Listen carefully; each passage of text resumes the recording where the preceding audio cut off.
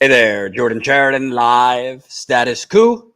It is Monday, September the 12th. The year is 2022. Hope everybody's having a lovely day. Live earlier than we normally are to cover what? Maybe nothing, but maybe something. So I'm going to give it a couple more minutes. Let folks trickle in. If you could send a text message, Colin, smash that like button, share the live stream so we can get this out to more people. Quite the eventful Monday already. We have the unexpected, sudden visit from Donald Trump to Washington, D.C. Normally, I wouldn't really care and cover it, but frankly, with everything going on with Donald Trump, I think you have to cover it, even though some of it will be speculation.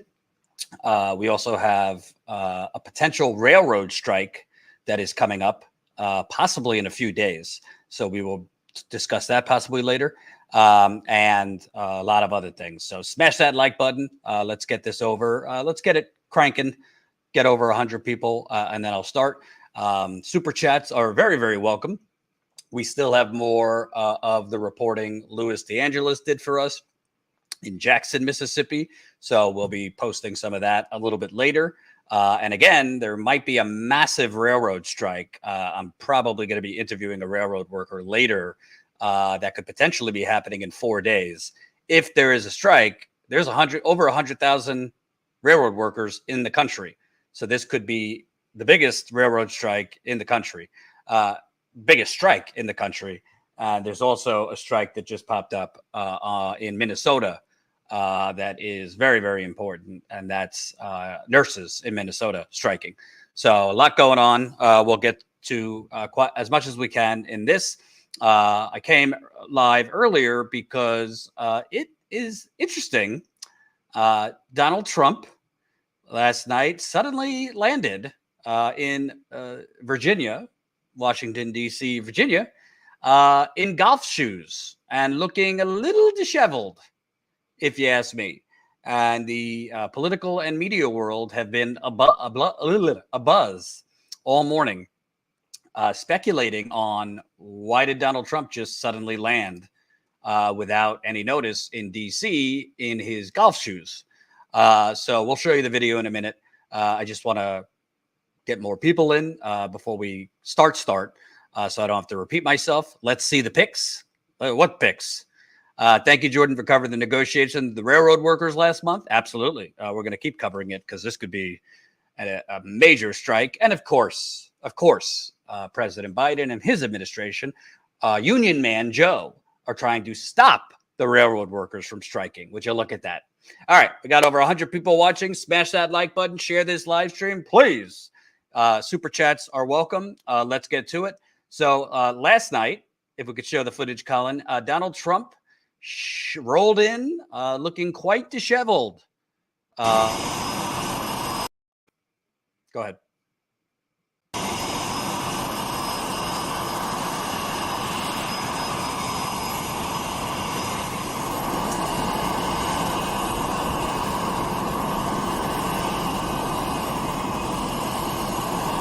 That's him. Let's play it one more time for the kids in the back.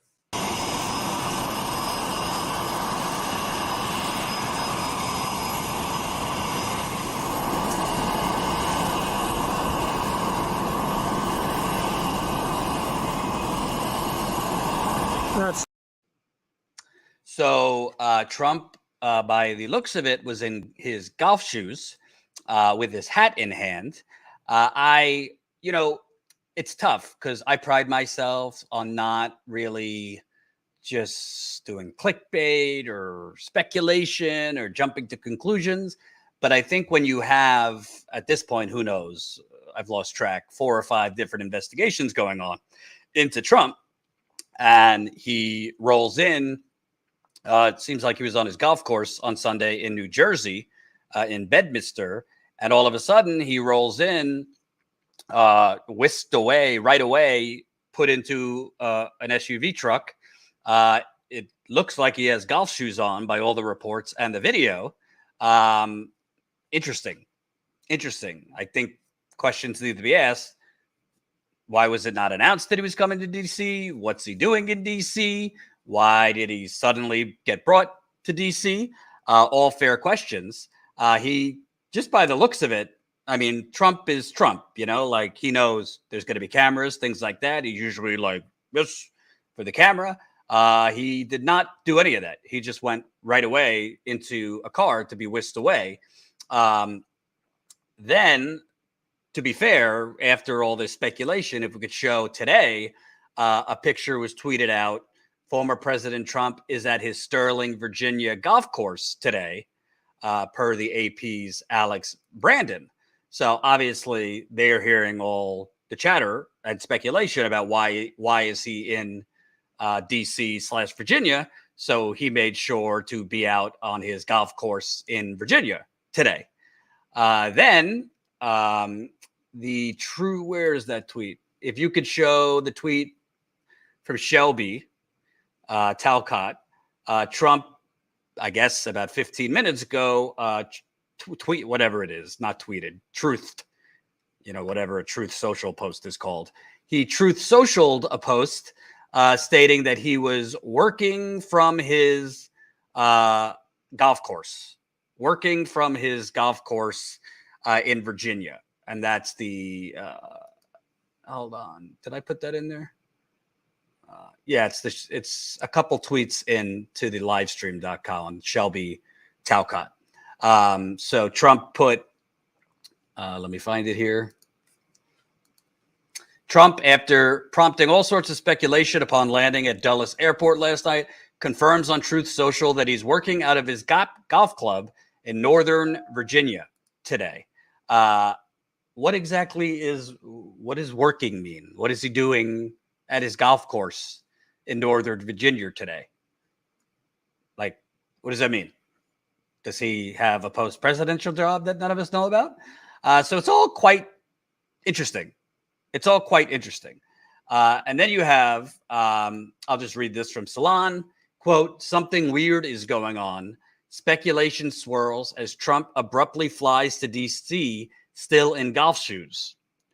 YouTuber Andrew Layden was on his way to catch a glimpse of President Joe Biden's scheduled visit to the Pentagon on Sunday evening when he received word from independent aircraft trackers that former President Trump's private Cessna Citation II jet had taken off from Morristown Municipal Airport in New Jersey and landed in Washington Dulles International in Virginia in what appears to be an unannounced trip to the nation's capital. Layden redirected his car to Dulles and recorded Trump's plane taxiing just after its touchdown. A motorcade was waiting. After some luggage was unloaded, a bedraggled Trump disembarked down the stairs. Curiously, he was still wearing golf shoes and carrying a hat, as if he was abruptly taken off his course in Bedminster. What is also unusual is that Trump has not uttered a word on his fake Twitter app, Truth Social. The footage caught the attention of author Allison Gill, the owner of the popular Twitter account Mueller. She wrote, quote, something weird is going on. She tweeted, no one, and I mean no one, knows why Donald has arrived in D.C. tonight, looking disheveled in golf clothes. It could be something totally inconsequential, but something tells me it's not. So obviously it's speculation, but it is odd if Trump was coming to D.C. for a planned visit, why it would be why it would be in golf clothes. The trip from New Jersey to D.C. is not long, so you would assume if you planned on coming to D.C. today for something Monday, he would have just come in the morning today. I don't know. But this is interesting here. This is from Newsweek. Walter Reed Hospital, which is the hospital for presidents, responds to Donald Trump health speculation. Walter Reed Hospital in D.C. has said it cannot confirm or deny reports that Donald Trump visited the facility on Sunday amid speculation surrounding the former president. Questions have been raised about why Trump's plane landed at Dulles Airport in Virginia, an airport frequently used by those heading to Washington in an unannounced visit on Sunday. One of the many rumors that have been spread online is that Trump is visiting D.C. for just the second time since he left office last January to attend Walter Reed Hospital for health reasons. In a statement to Newsweek, the hospital said it could not comment on the reports. Quote, out of respect for all of our patients' privacy, Walter Reed National Military Medical Center's policy is that we do not provide patient information. Listen, yes, there is something called HIPAA. I'm not an expert. I don't know how much that applies to a former president. Typically, if presidents are seeking medical care, we find out about it. I don't have a long historical record in front of me. But you would think that the hospital, or at least Trump, would want them to deny that he sought medical attention. You would think. So technically you could say, well, obviously maybe he didn't go, but they're just following procedure. But again, I think it's important. This is only his second trip to DC since he's left office. He's got 4 or 5 different investigations into him right now. I mean, Trump, I know from covering the campaign as much as I did, Trump likes sleeping in his bed. Let me repeat. Trump likes sleeping in his bed.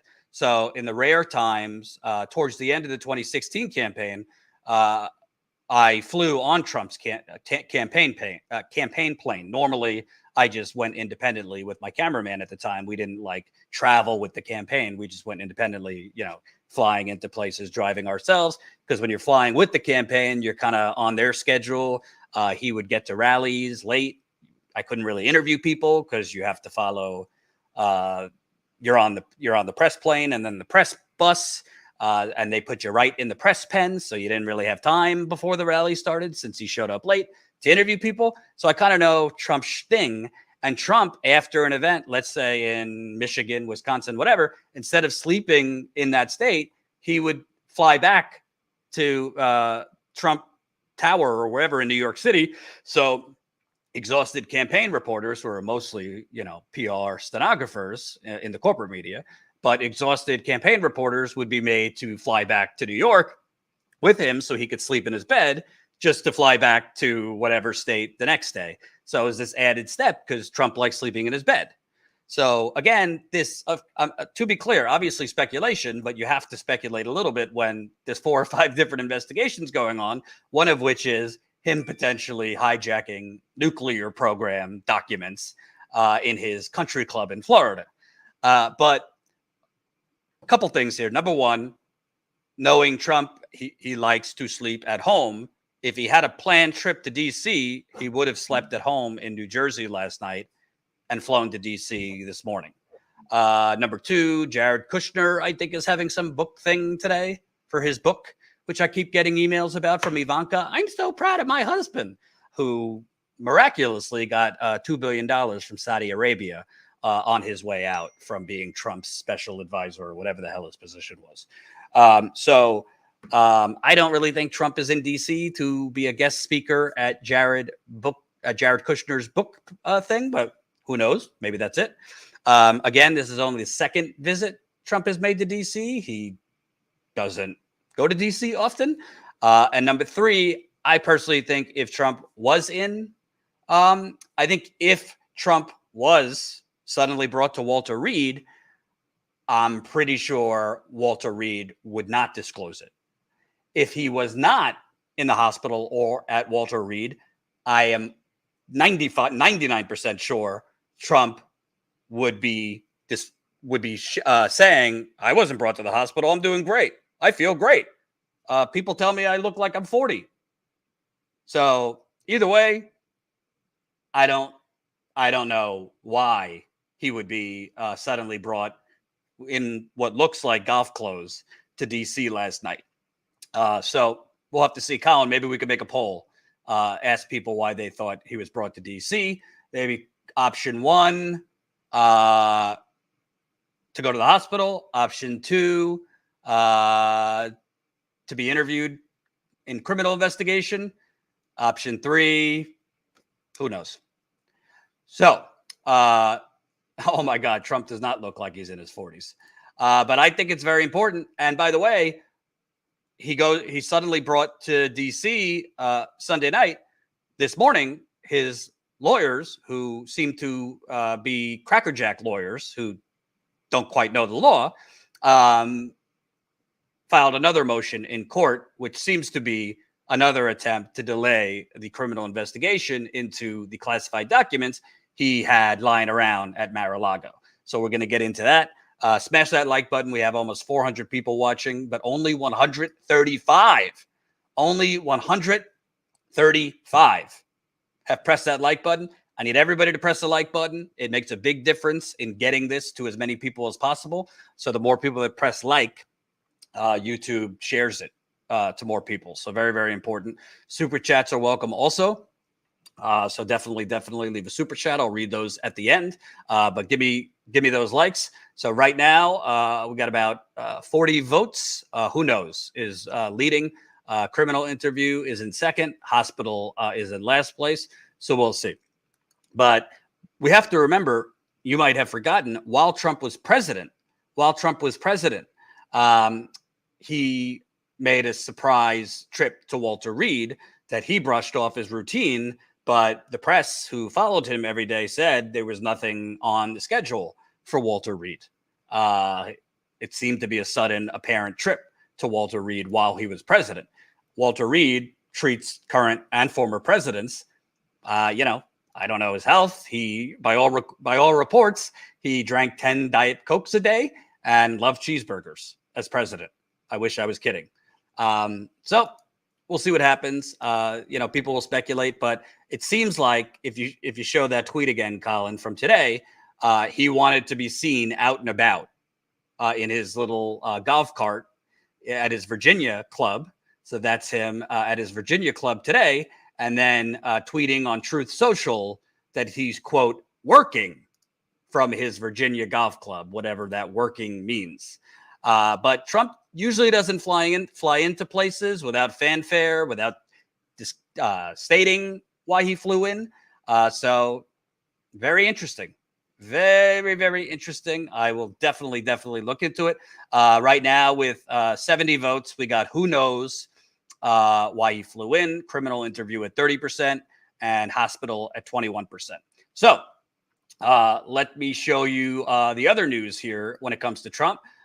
Trump's lawyers have filed another motion you don't have to be a legal expert to know that it seems they're filing motions to delay the criminal investigation by the FBI, Department of Justice, into what seems to be his intentional hiding of classified documents at Maralago.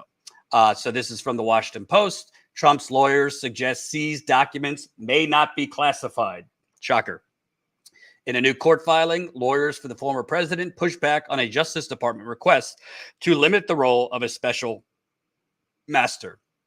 Lawyers for former President Donald Trump filed court papers Monday arguing against any pause in a judge's order for a special master to review documents seized at Maralago last month, suggesting that some of the documents marked classified may not be, and that Trump may have the right to keep the materials in his possession.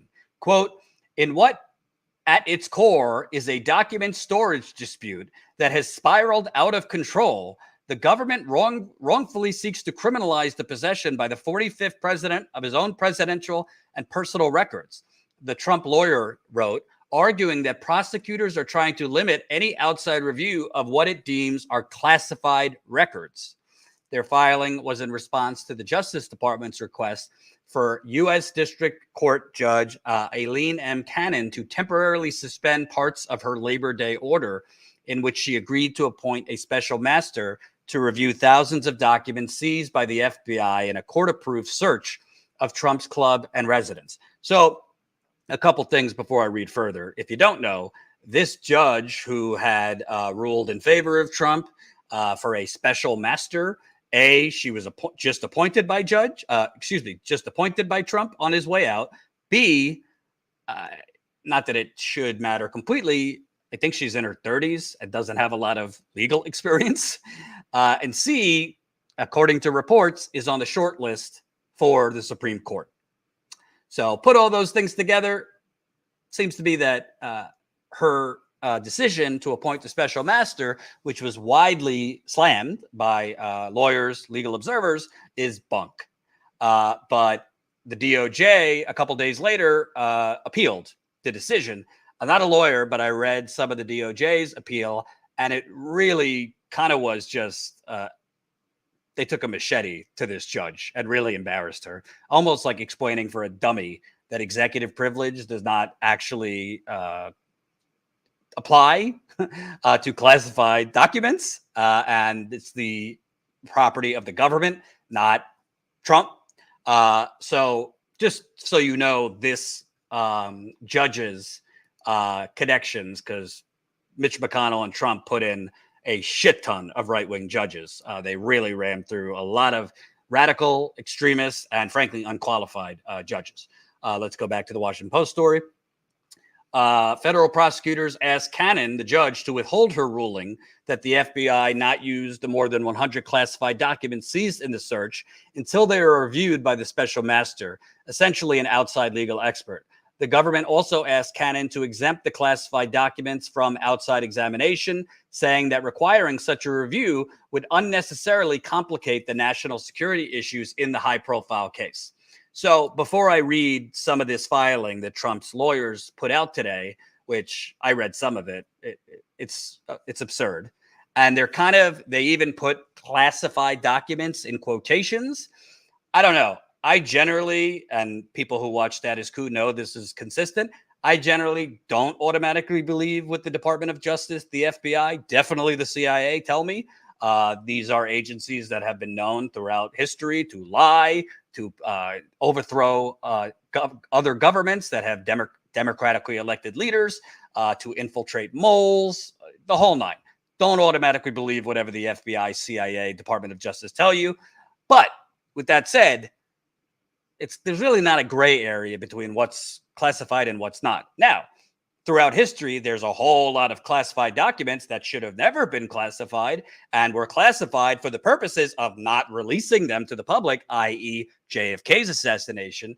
However, I don't really understand why Trump's lawyers are putting in this motion classified in air quotes. I mean, documents on human sources, i.e. spies that the United States have around the world, of course they're classified. Of course they're not President Trump's personal presidential records.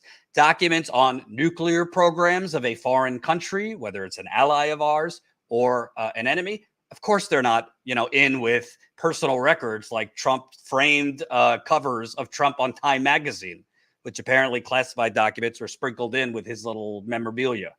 But the other thing here is it's gone back and forth, which legally, when you have ever-changing rationales and excuses and reasonings, first Trump said he waved the wand and everything was declassified. Then he comes back and said, "Oh, even if they were classified, they're mine." There doesn't seem to be one coherent defense that Donald Trump's lawyers have had this whole time.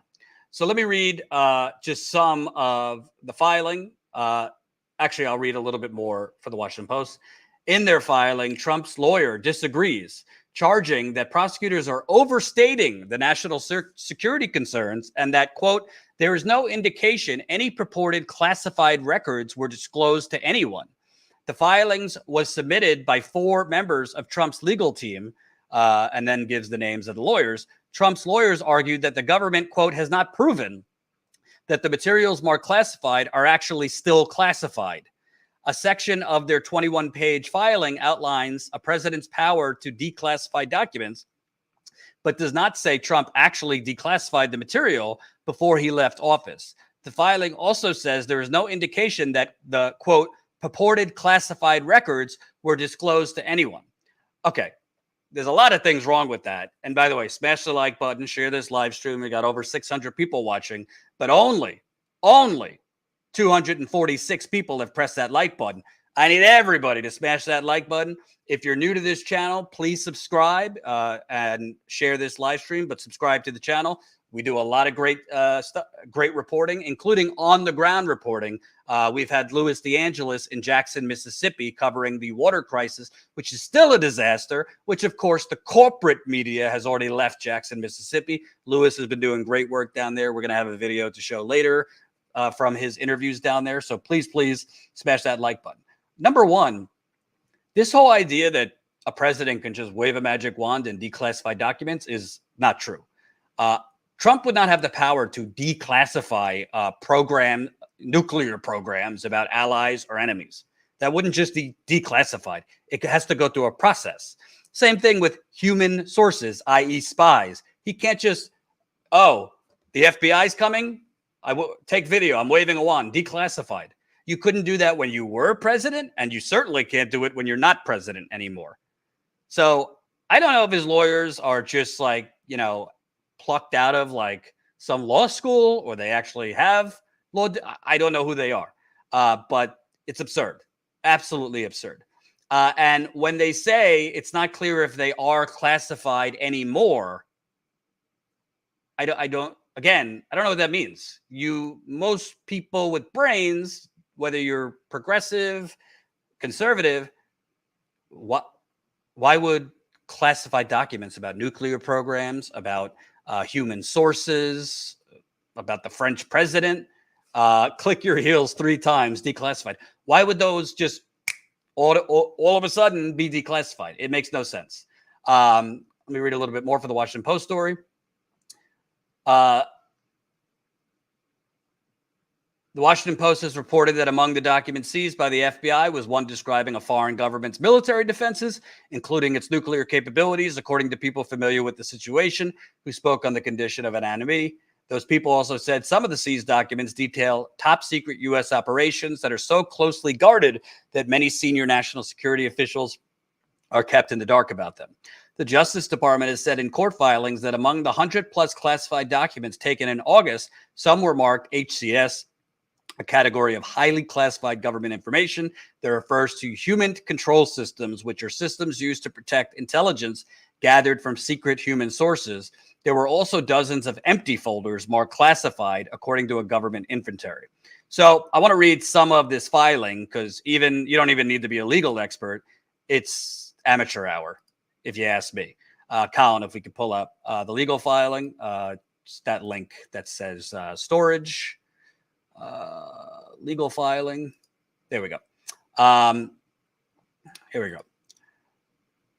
Introduction. This investigation of the 45th president of the U.S. is both unprecedented and misguided in what at its core is a document storage dispute that has spiraled out of control. The government wrongly seeks to criminalize the possession by the 45th president of his own presidential and personal records. By way of its motion, the government now seeks to limit the scope of any review of its investigative conduct and presuppose the outcome, at least as regards to what it deems are classified records. However, the court's order is a sensible preliminary step towards restoring order from chaos. The government should therefore not be permitted to skip the process and proceed straight to a preordained conclusion. So there's a couple things that are complete nonsense in here that we'll point out. First of all, and keep it up, Colin. Keep the document up. When they say at its core a document storage dispute, this is not a document storage dispute. Because document storage, the implication of document storage means you have permission to store it. He doesn't have permission to have, I would say, 75% of the documents he has. Storage is 2 parties agree you're storing these documents. Number 2, for those of you that don't know the timeline, in January of this year, you could come back to me, Colin. In January of this year, Trump and his people delivered 15 boxes back to the National Archives. And they, were giving the impression that this is everything you've asked for. Then in June of this year, a couple of FBI agents and a Department of Justice lawyer go down to Mar-a-Lago. They meet with Trump's lawyers. Trump's lawyers hand over documents and in writing certify, we are giving you everything. the Department of Justice lawyers asked, can we review the boxes that are in the storage location that Trump's lawyers were showing them? This is where everything's stored. They say, no, you may not. They declined that they couldn't look in that storage area. Then from June to August 8th, which was when the raid happened, obviously the FBI, DOJ was tipped off by people in Trump's world. Not only are they lying to you, not only did that lawyer commit a crime, certifying that they had given you back everything, but they have a lot more here. They also have X, Y, and Z, and here it is. My belief is there was an informant, whether it be Secret Service, Trump's lawyers, that probably had video, had taken video or photos of where certain things were stored. Now, when the FBI goes to Maralago on August 8th, they find documents outside of the storage area that the FBI and DOJ had asked on June 3rd, can we look at these boxes and see what's in them? And they were declined. The lawyers said everything is in this one storage location, but no, you can't look. When the FBI comes, they find, I believe it was 27 classified documents in his office. And they find hundreds of classified documents, not just in the storage area, in his office, in a location outside of his office, which was kind of known as like a vestibule or something like that, where people went in and out. They found things, I believe, in his bedroom and in the storage area. So this is not some storage, a disagreement over storage. These were not stored. He didn't have permission to, even if they were stored in one central location, he didn't have permission to store them. B, they were moved all over the place. So not a storage issue whatsoever. Let's go further. The government's request with regard to this court order is twofold. Specifically, the government seeks a stay to the extent the order enjoys the further. I won't read that. It's a lot of legal speak. But I'll go further. The request demonstrates the government has misinterpreted the order as a prohibition on conducting a national security assessment. That reading is, however, misplaced, as the court order made clear such assessment may proceed. The government generally points to the alleged urgent need to conduct a risk assessment of possible unauthorized disclosure of purported, again, they're putting classified records in quotes, and purported as in, oh, you say classified, I say tomato. You say tomato, I say tomato. But there is no indication any purported classified records were disclosed to anyone. Indeed, it appears such, quote, classified records, along with the other seized materials, were principally located in storage boxes in a locked room at Maralago, a secure, controlled access compound utilized regularly to conduct the official business of the United States during the Trump presidency, which to this day is monitored by the United States Secret Service. So again, this is very important because they're lying in a court document. Shocker. Lawyers for Donald Trump are lying. They were not stored. They were not all stored in a storage locker. As anybody who's been following this, they found documents in his office. They found documents in his classified documents in his office, in his desk, in an area right outside his desk, in the bedroom, in addition to this storage area. And when they say there's no indication any purported, quote, classified records were disclosed to anyone, well, that's the whole point. There's no way of knowing that. What this judge, who again is a Trump lackey who Trump appointed, this judge who, by all reports, is on the short list for the Supreme Court, if one of these Republicans croak on the Supreme Court, what she did in her appointment for a special master, she said in this time period until a special master is appointed, that the government, FBI, DOJ, cannot use these documents. Cannot use these documents in their criminal investigation. Well, the government, DOJ, FBI, their main priority right now is figuring out what was the traffic in and out of Maralago around these documents, because people were going in and out Maralago on a daily basis. You had, Trump lackeys, grifters, foreign dignitaries. They need to know who had access to the areas where these documents were. Where were these documents in Trump's room, in Trump's office, in his bedroom? Were they locked up? Were there cameras that we could see? If there are cameras, I mean, that's a long time going back and forth, going through cameras to see what the foot traffic was in and out of Maralago around these documents, which were not just in a storage area. Then you have to figure out, were these documents moved from where we found them?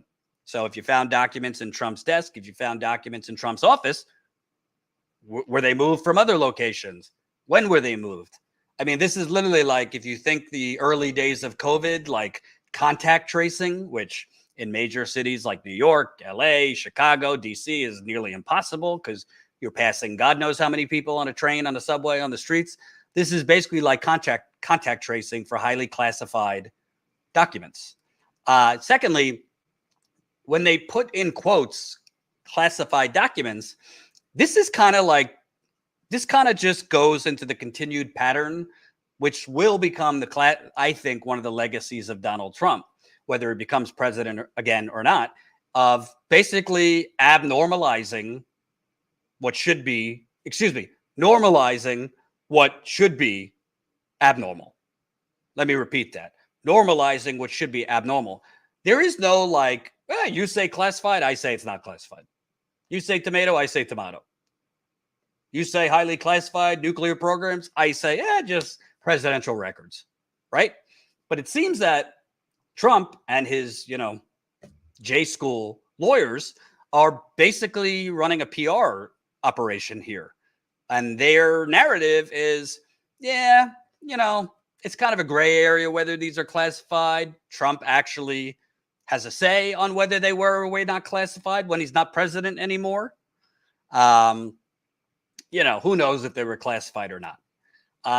That's just not how it works. That's just not how it works whatsoever. And let me show just kind of some of the responses to this latest filing. This is from Andrew Weissman, who was a longtime prosecutor in the DOJ. DOJ should ask for a hearing and force Trump to put on evidence that the documents marked classified are not, in fact, classified. At the very least, to have a contested issue, there should be an affidavit setting forth sworn evidence. Criminal penalties apply to a lie. I think the point he's trying to make here is Trump's lawyers are kind of hedging their bets in these briefings, saying, air quotes, classified, this and that. Trump should be under oath. He might just say, I wave my wand, I plead the fifth, but Trump should be under oath saying these are declassified documents. Right now, he's been saying it on Truth Social and through his lawyers. Another statement from Weissman, Trump's argument in his latest filing, it remains to be determined later whether docs bearing classified markings are classified. That is like saying it remains to be determined later whether Maralago is on planet Earth and subject to the court's jurisdiction. Exactly. This is what I'm saying. Donald Trump has basically made the abnormal normal. So Trump and his lawyers, their strategies besides delay, I think he's trying to delay this thing as long as possible till after he announces he's running for president again. I think he's going to announce a run for president. My guess, if the Republicans take back the House, Donald Trump would announce he's running for president again the day after, so that the Republican Party gets no time to celebrate retaking the House, and the attention turns to him. But I think he wants that narrative of the deep state is trying to stop me from saving America, making whatever his slogan is going to make America great again. The deep state is trying to stop us. That's what I think is going on here. I think they're trying to delay. And they have a judge that Trump appointed shortly before he left and tried to overthrow the government, by the way, on his way out, that seems to be doing the dirty work for him. So Weissman, if we could show that tweet one more time, that is like saying it remains to be determined whether Maralago is on planet Earth and subject to the court's jurisdiction. What he's basically getting at here is you can't, there's no gray area whether, the docs were classified then, but they're not classified anymore. There's a process to declassify docs, and the process isn't, when Donald Trump is in legal jeopardy, magically they're declassified. That's not how this works at all. Let me show you a little bit more.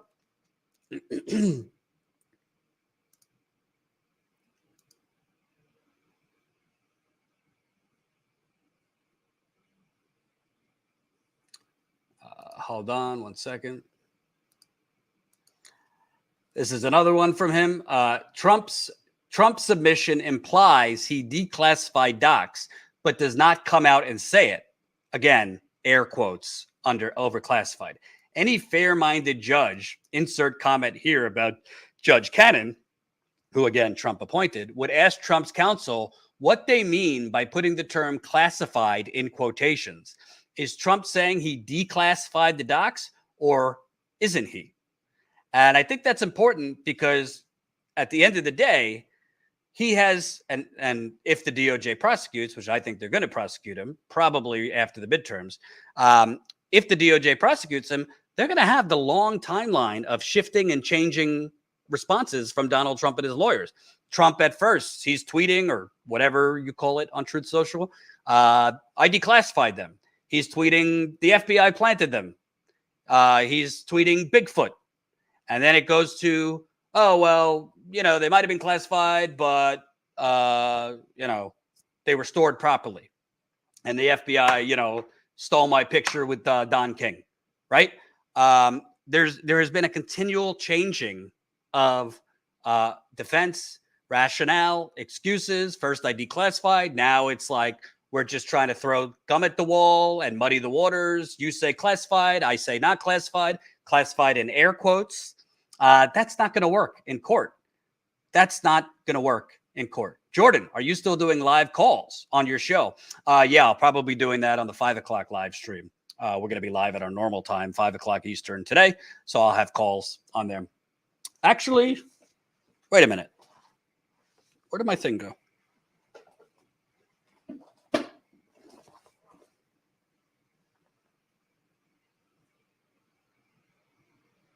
Colin. You there, Colin? Hey. Let's actually set up a call in since we have a bigger audience. Let's set up a call in now. So we'll take calls on this live stream. So Colin, once he sets that up, we'll tell you how you could call into the show. You could just set it up on call in with the same headline, Colin. Just YouTube call in. Actually, make the headline on call in the YouTube headline, and then at the end, parentheses, YouTube show call-in. So if you want to call in, I'll take your call. But listen, if you are an angry Trumper, I will take your call. But I'm in no mood. I am in no mood for loons and screaming, okay? I've had a long week. I've been working 17 hours because I'm also writing a book on top of my day job. So if you are an angry Trump supporter, I'll gladly take your call, but behave. Civil discussion. So we'll take calls now. I also want to talk about other things. There might be a massive, massive railroad strike in a few days. I'm talking 100,000 workers could go on strike. So we might talk about that too. While Colin's doing that, let me get this other if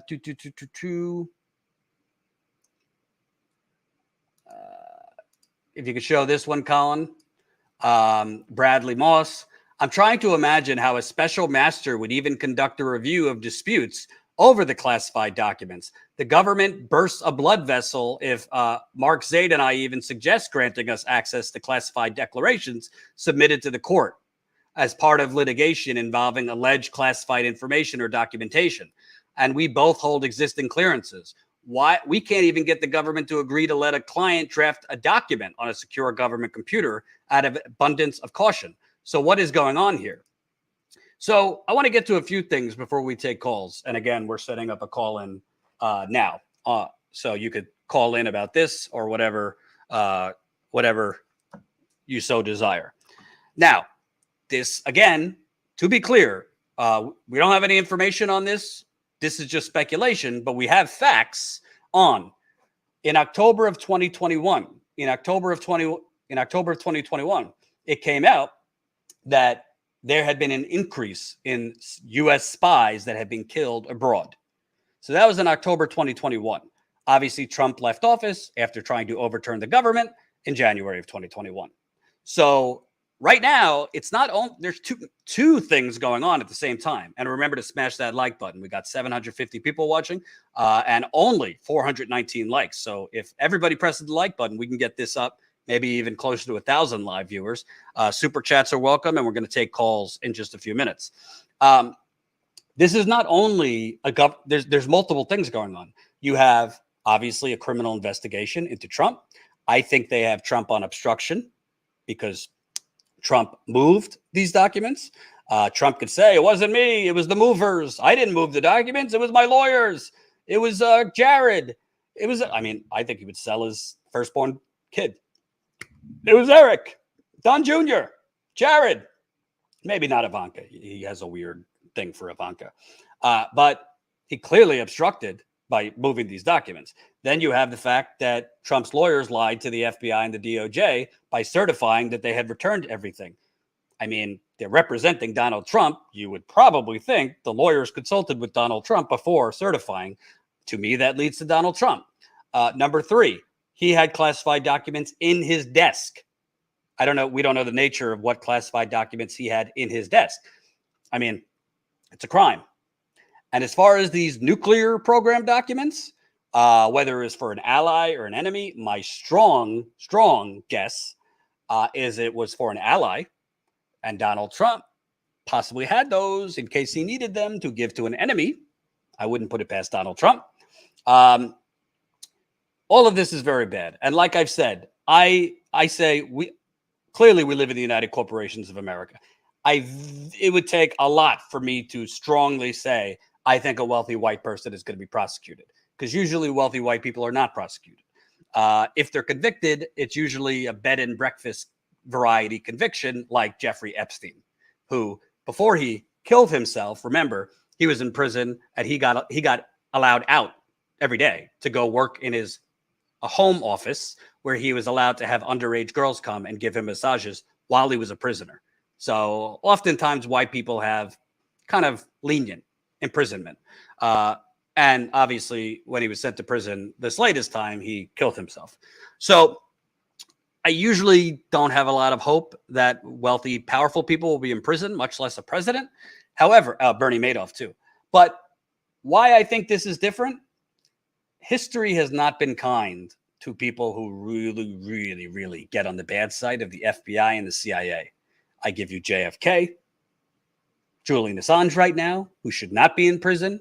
He is a political prisoner and should be released. By the way, if anybody's paying attention, it is extremely rare. I don't know if I've ever given credit to the Democratic National Committee for everything, but for some reason, they just voted unanimously to urge President Biden to release Leonard Peltier, the longest serving political prisoner in the United States. Leonard Peltier, a Native American man who has been in prison for 45 years for a crime there is no evidence that he committed.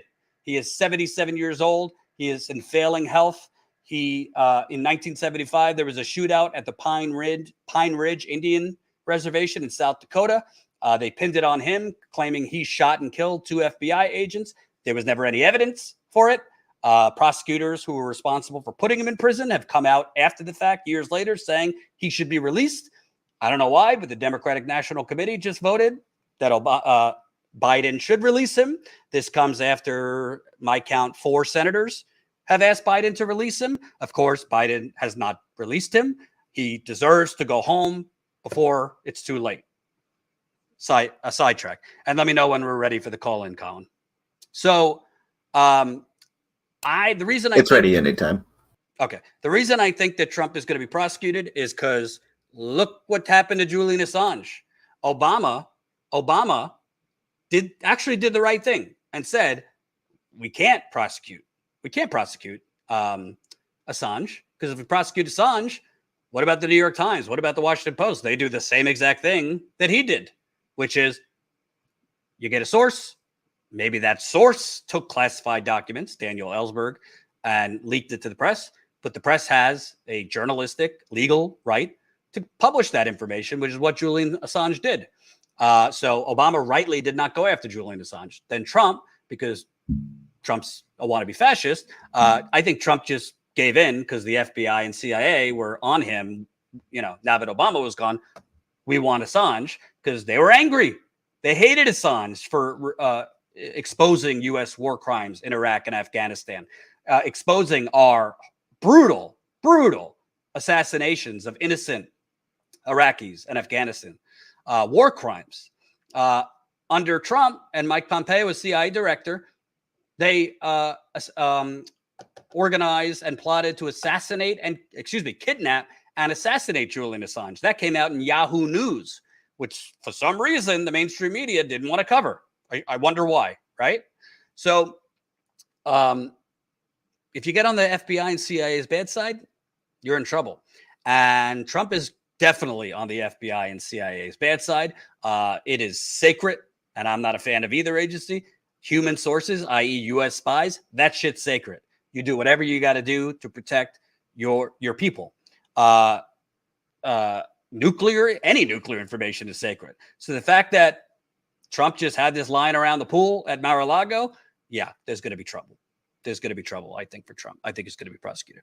All right, Colin, I'm going to start the call in. If you could come on and tell people how to join. Yeah, so you just got to download the Callin app, spelled Callin, no G at the end. And there's a link that I've pinned in the chat here, and you just click that link there, and that'll take you over to this call-in with Status Coup. And then you just, is it they raise their hand or they line up? Yeah, there's, I think there's like a microphone button that you press or raise your hand. I'm not sure. And when Jordan brings you in, just make sure to unmute your microphone because it's probably muted by default. Yes. So I just launched the call-in. So let me share it on the Twitter. Let me share it on Instagram. Remember, I'm not interested in, brutal fights. Happy to take some right-wingers who think this is all nothing. If your plan is to come on and call in and say, but what about Hillary? Don't waste your breath. I agree. I think Hillary shouldn't. I think Hillary should have been indicted, frankly, for having a private server and classified documents on it. If that were me or you, we'd all be in prison. I think Hunter Biden should be in prison. So if that's why you want to call in, don't waste your breath. I agree, but I'm not going to be like, hey, these people got off, so why should we prosecute Trump? Well, Mama told me 2 wrongs or 3 wrongs don't make a right. All right. So we've launched the call in. So if you're on call in, raise your hand to call in. We got 730 people watching. So definitely go over to call in. When you're on call in, definitely follow Status Coup. So you get alerts when we're live on call in. So yeah, looking forward to taking callers right now. I don't see any calls. So definitely get in there if you want to call in. But I gotta tell you, going back to Trump's suddenly landing in D.C. last night in what looks like are his golf clothes, something doesn't smell right. I'm a journalist, so I'm not giving any facts. This is just speculation, but something doesn't smell right. Trump doesn't just secretly or randomly surprise land places. Trump doesn't like doing things without a lot of cameras there. Without attention. Trump usually, when he gets off a plane, his first impulse is to, give the fist for the cameras. I'm a strong man. He just went right into that car. For those that came late, Colin, maybe we could show it again. This was last night, Trump landing at Dulles Airport.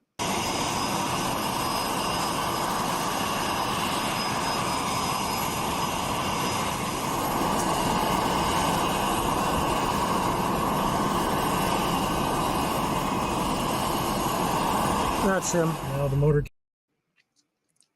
So again, that is very un-Trump-like. He did nothing.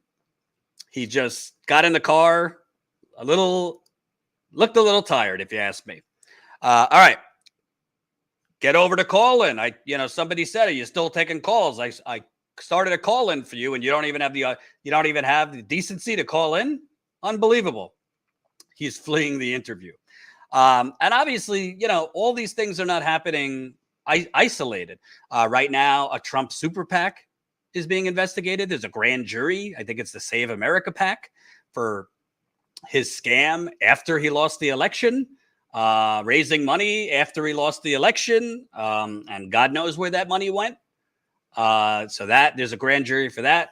Obviously, Trump, the Southern District of New York, which is a very, very powerful, one of the most powerful investigative agencies in the country, they're investigating Trump. You have the Attorney General of New York is investigating Trump. You have Georgia.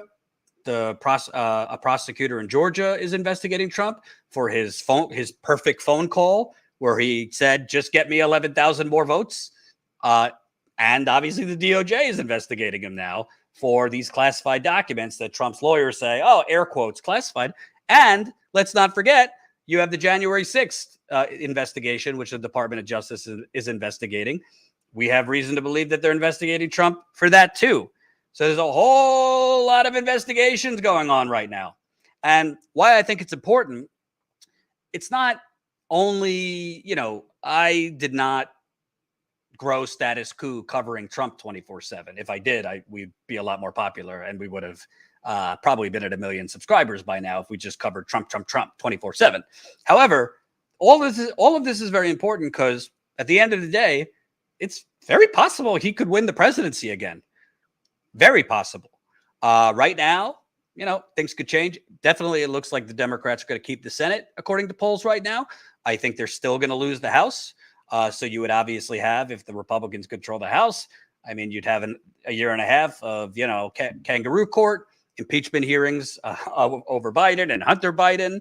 They'd probably be investigating the January 6th investigation, investigating, all sorts of Republican goodies. But Biden's not out of the woods. His approval rating is a little better, but inflation still exists. I don't know about you, but gas prices are still very high. Now you have Russia potentially is going to inflate gas prices again. They're threatening. Some economists say we actually are heading off a cliff in terms of a recession. So things could be very bad again, setting up Donald Trump. I mean, I think he would wipe the floor with Ron DeSantis or other Republicans. I think DeSantis has been kind of manufactured by the media. Frankly, I think DeSantis is just as dangerous as Trump. But the media has framed him as, he's a less volatile version of Trump or a more palatable version of Trump. I think he's more of a competent version of Trump and just as authoritarian and just as dangerous, in my opinion. So we got only 15 people on the call in. What's going on here? I need somebody to call in. Treat me like, that guy at the high school dance that's standing in the corner right now looking lonely. I need somebody to call in. So if you're on the call in, give me a call. It would make a difference. We could talk about Trump or anything else for that matter. But let me know what you think in the super chat. What do you think is going on? Why do you think he was suddenly landed in DC last night in his golf clothes? What do you think of his latest filing, which again seems to be trying to muddy the waters and say, "Yeah, you say classified, I say tomato." Let me know. Chris Garrett, always stepping in. OG, taking you first caller today. Well, thanks, Jordan. I think I just fat fingered it, but hey, I got a question. Are you going to have the members call this week? I am. Okay. Do you know what day? Or that's dependent on the news cycle? At the moment, probably Thursday. Okay. If you are a member, that's a good plug. We got 750 people watching. Sign up to become a member to Status Coup. StatusCoup.com/join. As far as I know, Chris, you tell me if I'm wrong. Once the media cameras left after 5 minutes in Jackson, Mississippi, we're the only ones on the ground in Jackson, Mississippi. We're the only ones covering half of these union strikes, union workers trying to unionize, worker strikes. If there's a railroad strike, you better believe we'll be out there. Money don't grow on trees. We don't have any money from the big banks, fossil fuckers, big pharma, big real estate, Silicon Valley, the military industrial complex. So we need funding from you. StatusCoup.com/join. And yes, I think we're going to have our members call Thursday night, 7:00. Yeah, that's good. And I wanted to just also say Lewis is a keeper. He's doing great work out there in Mississippi. Absolutely. So, yeah, Louis DeAngelis has been down there in Jackson. He's doing great work. Absolutely. Yeah. And so if there is a strike, railroad strike, where would that be based out of? I mean, railroad workers around the country, it's hard to say, but Yeah. my guess is a lot of it would be consolidated and centralized in the Midwest, which is where a lot of the Midwest. big rail terminals are. Transfer stations are. Yeah. Yeah. So my guess Okay. is Chicago, but I could be wrong. It could be something a little bit more centralized, north or south. Yeah. The big terminals. But anyway, good luck. Keep up the work. Covering everything on the ground that that mainstream media does not cover. I shall. So you do great work, and I'll let the next person go. Thank you, sir. Elle, you're up. Can you hear me? I can. Okay, hi. I just wanted to say hello and to thank you. Thanks, Status Coup. Thank Lewis for the coverage of Jackson, Mississippi, because like you say, no one else is doing it. It doesn't seem that the country really cares, and definitely the Biden administration is not making it a priority. So thank you for focusing on it. You know, Really appreciate it. was really amazing. It was really amazing. I don't know if you were watching MSNBC or CNN this weekend. I hope you weren't. But literally on Saturday, and I'm not going to get into the Queen's death and all that shit. Whatever, she's dead. Right. They've done a lot of terrible things around the world. But on Saturday, literally, it was like a 2-hour play-by-play on MSNBC because Prince Harry and Meghan and William and Kate were all together, like by the flowers, and then they were walking and hugging babies and talking to the people. And literally, the analysts were doing this fucking play-by-play on what do you think this means? Are William and Harry, did they make up? And what is Meghan's just glanced over at Kate? What do you think that means for their relationship? And I'm just thinking, by God, Wow. Literally, they don't have water in Mississippi right now. The Lewis has been doing great work showing literally they have gaping holes in the street in Jackson, Mississippi, right over the water lines, like giant potholes that cars have to drive around that have been there for 2 years. And our press, which has more resources than us, is doing body language about the Royals, while not just in Jackson, by the way, public service announcement to the 700 people watching right now, over 8 years later, Flint doesn't have clean water. I could tell you that for a fact. Not to mention Chicago, DC, Pittsburgh, Milwaukee, Cleveland, a lot of Florida, a lot of California has water problems. So it's vile. I am in Michigan, and there was some suburban township, a couple of them, that didn't have water for a couple of days. You might have seen the coverage. They had some broken water main, and during news coverage, it was like on every 15, 20 minutes, and they were asking the upscale residents, who came to get their pallets of water, how they were doing and how they were feeling.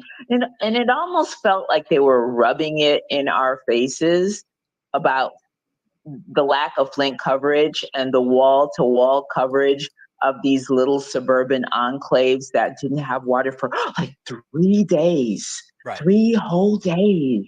They didn't have water. Yep. And all these people driving up in their Beamers and Lexuses to get their little pallets of water. And one woman, she happened to mention, I know how they feel in Flint, but thank goodness they have their water back on, and like no pushback. The reporter didn't say anything, didn't happen to mention, ma'am, actually they don't have clean water yet. It's just like it's over here.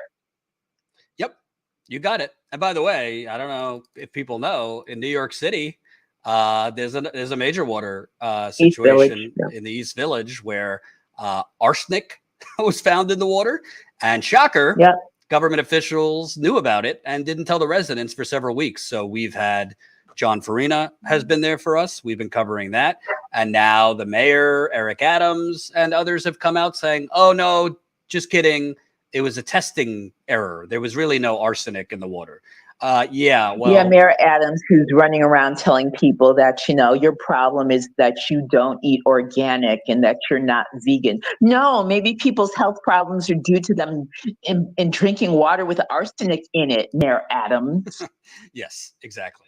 And also, yeah, if it was a testing problem, why is the water coming out brown? It's just, I've been saying for years, and for people new to this channel, because we got a nice size audience right now, I've been saying for years the next world war is going to be over water, because people don't realize hedge funders and Wall Street, they're trading water now, just like oil, just like gold. And the reason they're doing that is they're greedy, but also they're smart, and there might be a shortage of actual clean water, because the infrastructure under the ground, even in some wealthier areas, is between 50 and 75 years old. In places like Jackson, it's over 100 years old. You have water that is coming from water treatment plants that are dilapidated, have outdated equipment. In the case of Flint, all the news stories said, oh, they failed to add the proper corrosion control chemicals into the water. And what that means is basically in most cities in America, you're supposed to add certain chemicals in the water before it goes out to prevent lead and other heavy metals, because some of the pipes are lead, some of them are copper, from leaching off the pipes. The Flint plant, instead of just replacing the pipes. Right. The Flint plant didn't even have the equipment to add those chemicals. That gets left out of the stories. So they didn't have the equipment to add the proper chemicals to basically provide coating around the pipes. So basically, it's not covered because it's not sexy. The media doesn't care. Most of the journalists are probably, drinking whatever, Smart Water or Fiji or who knows. But this is one of the biggest stories, because I don't mean to be cheesy. Water is life. I mean, if you go a couple days without water, you're not going to do so well. If you have dirty water, you won't die right away, but you will have health problems. There's plenty of research that links cancer to toxic water. The level of kidney disease in this city is off the charts. Yeah. Insane. Yeah.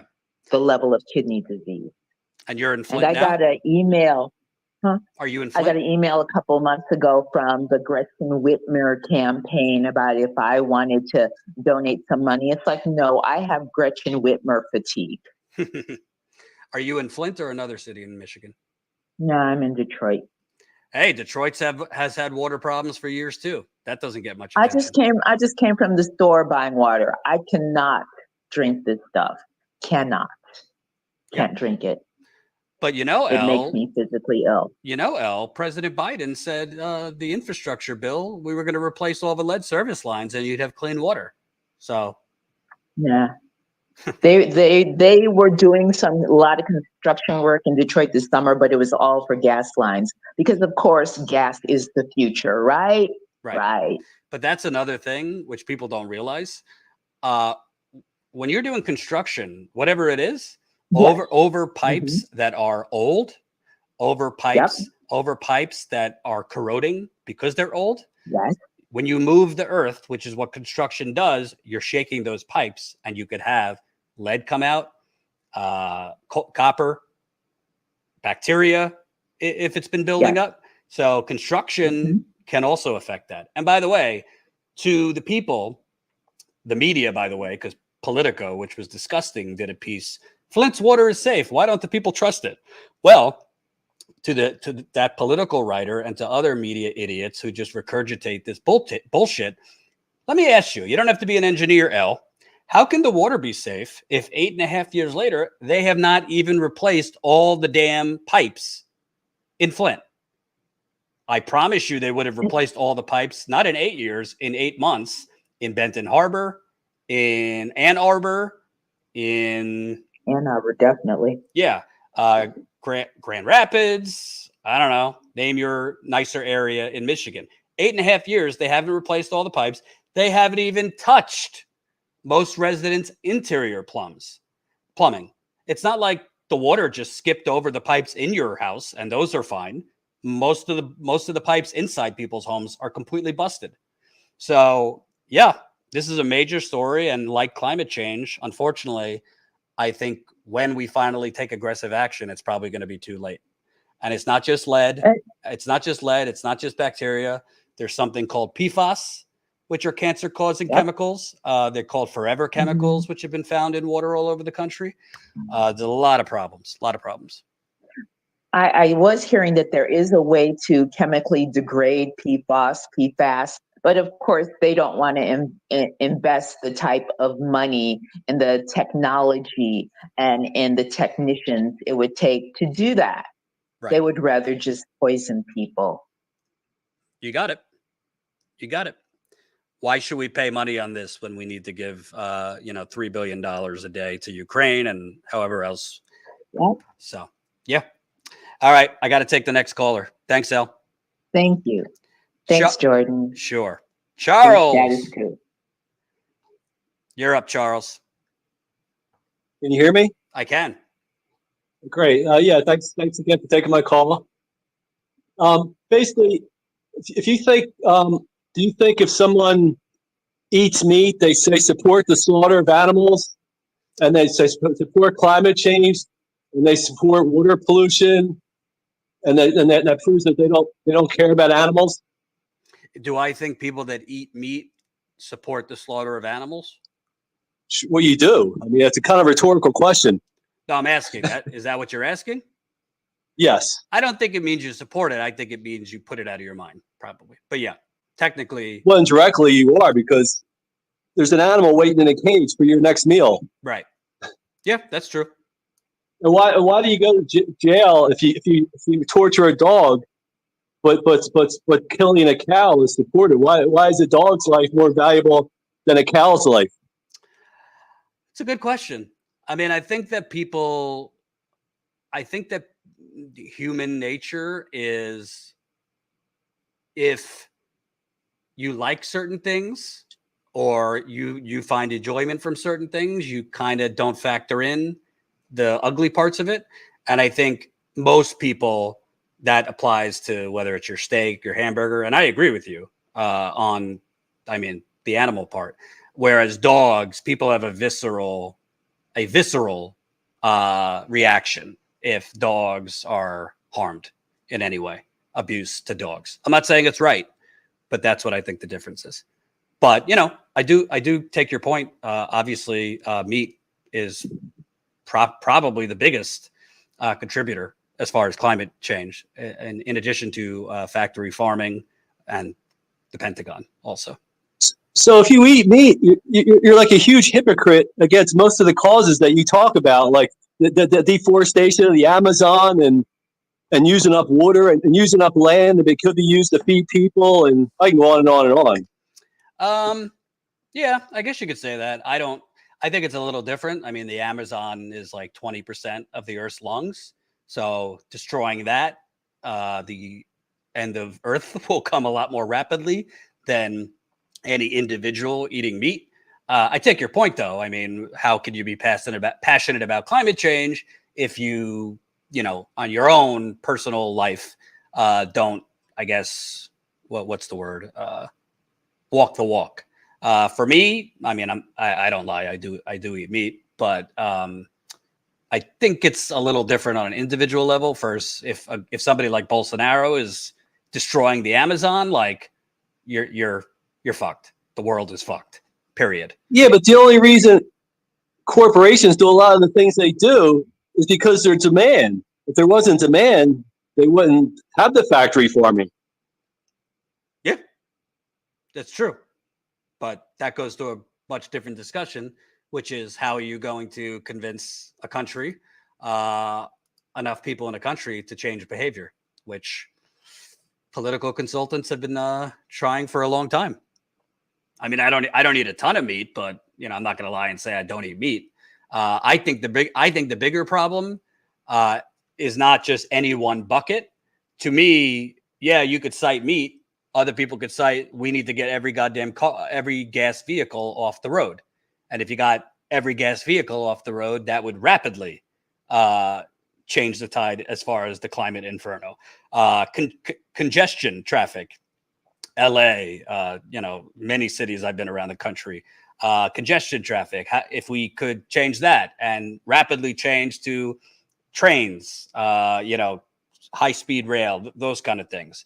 Obviously, the Pentagon is a major, from some reports, the number one culprit as far as climate change around the world. So I don't think it's any one thing. I don't think just if everybody gave up meat tomorrow that would save the world. I don't think that's true. When so many also from a humanitarian perspective, not just climate. Right. No, I understand what you're saying. Yeah. Anything else you want to talk about, or just that? No, it's just that kind of spans into a lot of other areas.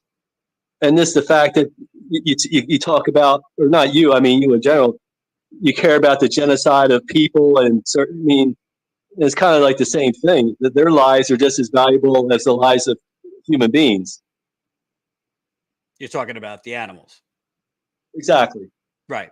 Yeah. I mean, I guess I've never really given it deep thought. I totally respect people who think like you. And that's obviously, I mean, I've seen a documentary a long time ago. I forget the name on, veganism and obviously the process for slaughtering animals. And it definitely affected me. So yeah, I'll have to give it more thought. I don't necessarily think minds will be changed by calling, everyone is a hypocrite in a certain extent. Very few people take, make permanent life decisions. I don't want to say very few people. Obviously, there's a lot of people who are vegan and et cetera, but most people are not. So yeah, I agree. But it's the same kind of thing, like for example, Bernie, he's very big on climate change. He's probably one of the top politicians in terms of climate change. During his campaign, he wanted to fly coach most of the time, but he had to make a decision because scheduling wise, he couldn't have an optimal schedule to visit the most amount of places if he was flying, through coach.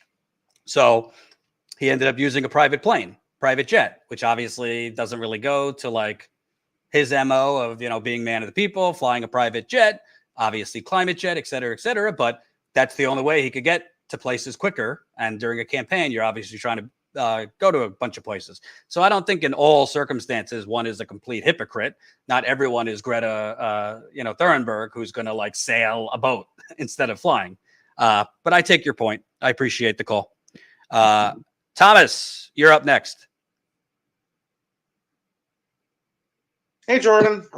Thanks always for doing great coverage on the water situations. As you said earlier, climate change is a multifaceted issue. It's not just carbon emissions, but it's also water scarcity. The fact that we're draining our water tables, that water cycles are breaking down in places. We've got the Atlantic that they said is on track to die off in the next 10 years because phytoplankton levels have dropped to critically low levels. Right. Not to mention the ice caps are melting in Greenland right now, which isn't getting a lot of attention. Well, and they said there's a humongous ice sheet that's just hanging on by its proverbial fingernails in the Antarctic. And if that goes into the ocean, you could see sea level rise. I think up to 10 feet, 30 feet. I don't remember what the estimate was. It was at least more than just like 2 or 3 feet. So we'll see how that goes. I mean, we're as you said, deforestation too plays a big role. And if we can't sink the carbon, then that's one half the equation. That's how much we're able to sequester it. Right. But anyway, so I just wanted to know, did you happen to see how BBC was covering that BLM protest that's going on in London right now? No. They did you because it was funny because on BBC they were reporting it as as supporters a parade of mourners for the crown. But it was actually BLM. I did see somebody was removed. I don't know if it was in Scotland or London. Someone was removed for protesting and shouting about, down with the monarchy, etc. Somebody was removed. Oh yeah, no, that happened. There's two instances. There was somebody in Edinburgh who had a sign that got arrested because it used the word "fuck" on it. Oh, okay. And I guess supposedly that was too indecent for the public. And then there was yes, an individual, I think, and maybe it was London that shouted something, and it was, and they arrest them under I think that new law that they passed in 2020, and yeah, it was 2020. And then but as what I was mentioning, it looks like they on BBC they were reporting that what was in actuality a BLM protest for a recent killing of I believe a black boy in a little kid, I think what 13, 14. Mhm. They reported it as something as a as a group of individuals, this huge protest as being for the crown, and it was just so. I mean, the levels of propaganda in the media is just so disgusting.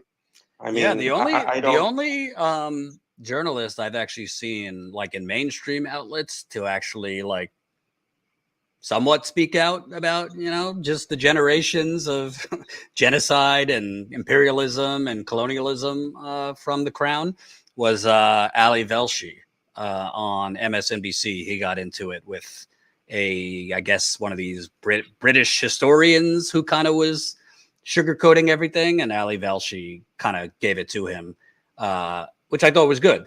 But other than that, the coverage I've seen has been just slobbering. And I can't say I'm somebody who cares that much about the royal family. I will tell a quick story, which is fun. Neither. I remember when I was younger, my mom was like crying. I don't know. It was like, what was I in 19? I was 11, and I said, "What's wrong?" She said, "Diana died." I said, "Who's Diana?" And like, she was crying because Princess Diana died. And like, my mom is like a big royal obsessor. She watches The Crown and she loves the gossip and all that tabloid shit. I don't think she has a clue on any of the imperial monarch shit because my mom isn't that politically into politics. But I mean, at the end of the day, listen, the royals don't actually do anything. The only reason the United Kingdom goes on with this kind of ruse of a monarchy in modern day is they bring in a shit ton of money. Well, actually, that's there is actually some stuff that they do, and it's not talked about. Like I was reading an article just the other day about how I think like over 1,000 bills were not permitted. I mean, had to be checked over by the crown before they would be permitted to be read in the House of Lords. Really? For example. Huh. Oh yeah. Interesting. So the crown actually does have the ability to say yay or nay to the hearing of bills, depending on what their content is, and that's a little known fact, and I just ran across that in an article that was just talking about it. So no, they do. There's indirect ways that they're able to influence the political process, even though they're not supposed to be politically involved. So good to know. Didn't know that. Yeah, but anyway, so I just thought that was really appalling. And it sounds like around the world, a lot of former territories of the crown or current territories of the crown, at least the people were not too, they were living it up a little bit. The Irish, if you saw what was happening at the Irish soccer game, it was, they were chanting "Lizzie's in a box, Lizzie's in a box." So the Irish were definitely enjoying the. Well, if anybody wants a good show on it's not really on the monarchy, but just about kind of early Yeah. 20th century Britain. Watch Peaky Blinders. That's one of my favorite shows. I think it's on Netflix, but Peaky Blinders is where it's at. Let me ask you, since the topic of the YouTube is on Trump, do you think there's a chance that Trump, let me not say chance, do you think there's a chance if Trump is prosecuted that he would actually be convicted? Possibly. But at the end result, I think will still be the same. All roads lead to Rome in this case.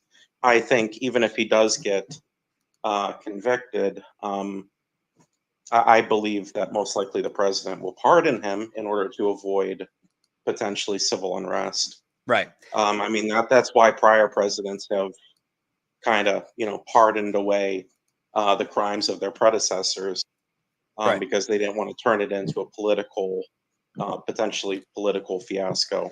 And let me bring this up because I think this could be an even bigger story. Colin, if you have it, I sent it to you. As a U.S. rail strike looms, the White House aides scramble to avert crisis. In English, the Washington Post is kind of dressing this up. Biden is doing everything humanly possible to stop railroad workers from going on strike. So this fucking fraud who ran on being a union guy, Joe Biden, and who loves to, say, my daddy told me a job is about dignity, and, cheerleaded for NAFTA and every other terrible deal that has decimated unions. He actually stepped in a couple months ago before railroad workers could go on strike. For those that don't know, for 3 years, our railroad workers have been working without a contract. They make shit money. It's not even close to on par with inflation. They have basically a mandatory attendance policy and no firm schedule. So railroad workers don't know when they're going to get time off. In many cases, they work weeks on end without a day off. So Biden stepped in. And this is not just Biden. There's been a history of presidents stepping in to appoint what they call a presidential executive board, I think it's called, a PEB, to kind of play the middleman between the railroad carriers, which are the greedy people at the top, and the railroad workers. Mm-hmm. So Biden's board, essentially all their recommendations to avert a strike and get a new contract have been 9 out of 10 things what the railroad CEOs want. So the pay increases that they've been offering the railroad workers aren't even close to inflation. And there's really nothing in there about actual, reform for scheduling so workers could have a life. So September 16th is kind of the deadline. So 4 days from now is the deadline for what they call the cooling off period. So technically, there's about 13 major railroad unions in this country. Some want to take the offer. Several others say they're going to go on strike if they don't get a better offer. So what this Washington Post story is saying, I'll read a little bit. White House officials are holding emergency meetings in a desperate scramble to avert a national railroad strike that is days away from shutting down much of the country's transportation infrastructure, according to 3 people familiar with the matter. Colin, if you're listening, you might need to get ready to travel because we would definitely want to be getting out there for this. Biden administration officials have started preparing for a potential shutdown and have warned that a strike could seriously damage the U.S. economy, while also warning it could hurt Democrats in the upcoming midterms. Of course, that's what their concern is.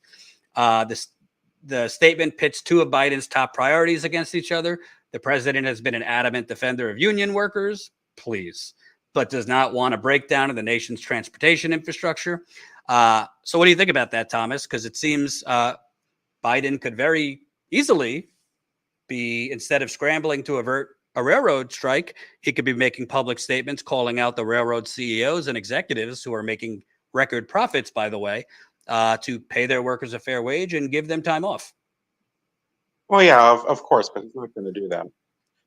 Because the idea that he's pro-worker or pro-labor is a joke, right? A massive joke. Yeah, I mean, if anything that he's shown over the past several decades, I mean, especially with NAFTA, I'm from the Midwest, so that's a swear word out here. He's not going to do any of that. He ain't. And that's the thing. Like I applaud the railroad workers unions for actually wanting to do a strike. The fact that they can strike even is a blessing, because there are unions that the states and the state governments and local governments and others just say, oh, you're too critical to infrastructure, so you just can't strike. You basically have no leverage in bargaining. Right. And so our whole system of unions, there is it's not a perfect system. It's not a magic fix. Right. What really would fix things is if you had mandatory board composition rules, similar to like what Germany has, where they mandate workers have to make up so much of the board in a corporation. Right. Or you have things like a cooperative where the workers are the ones owning the company, similar to the largest company in Spain, which is actually a cooperative. That's how we really solve the problem. The unions, like anything, they're a United States style half fix to the real underlying issue. Right. And like anything, the government has over successive generations watered down their power over and over and over again. So I applaud the railroad workers for planning to go on strike. I think it's necessary. But even in this period of heightened awareness of unions, and we're seeing a growth of them, we still need to stay focused on what the long goal, and how to get real investment in workers' power within corporations and companies. So Absolutely. Thanks, Ben. I got to go to the next caller. Take care. Actus, you're up.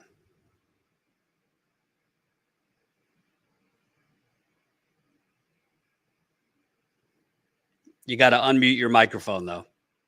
Actus.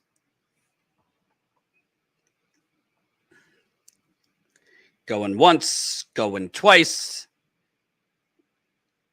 All right, I'll take Andrew.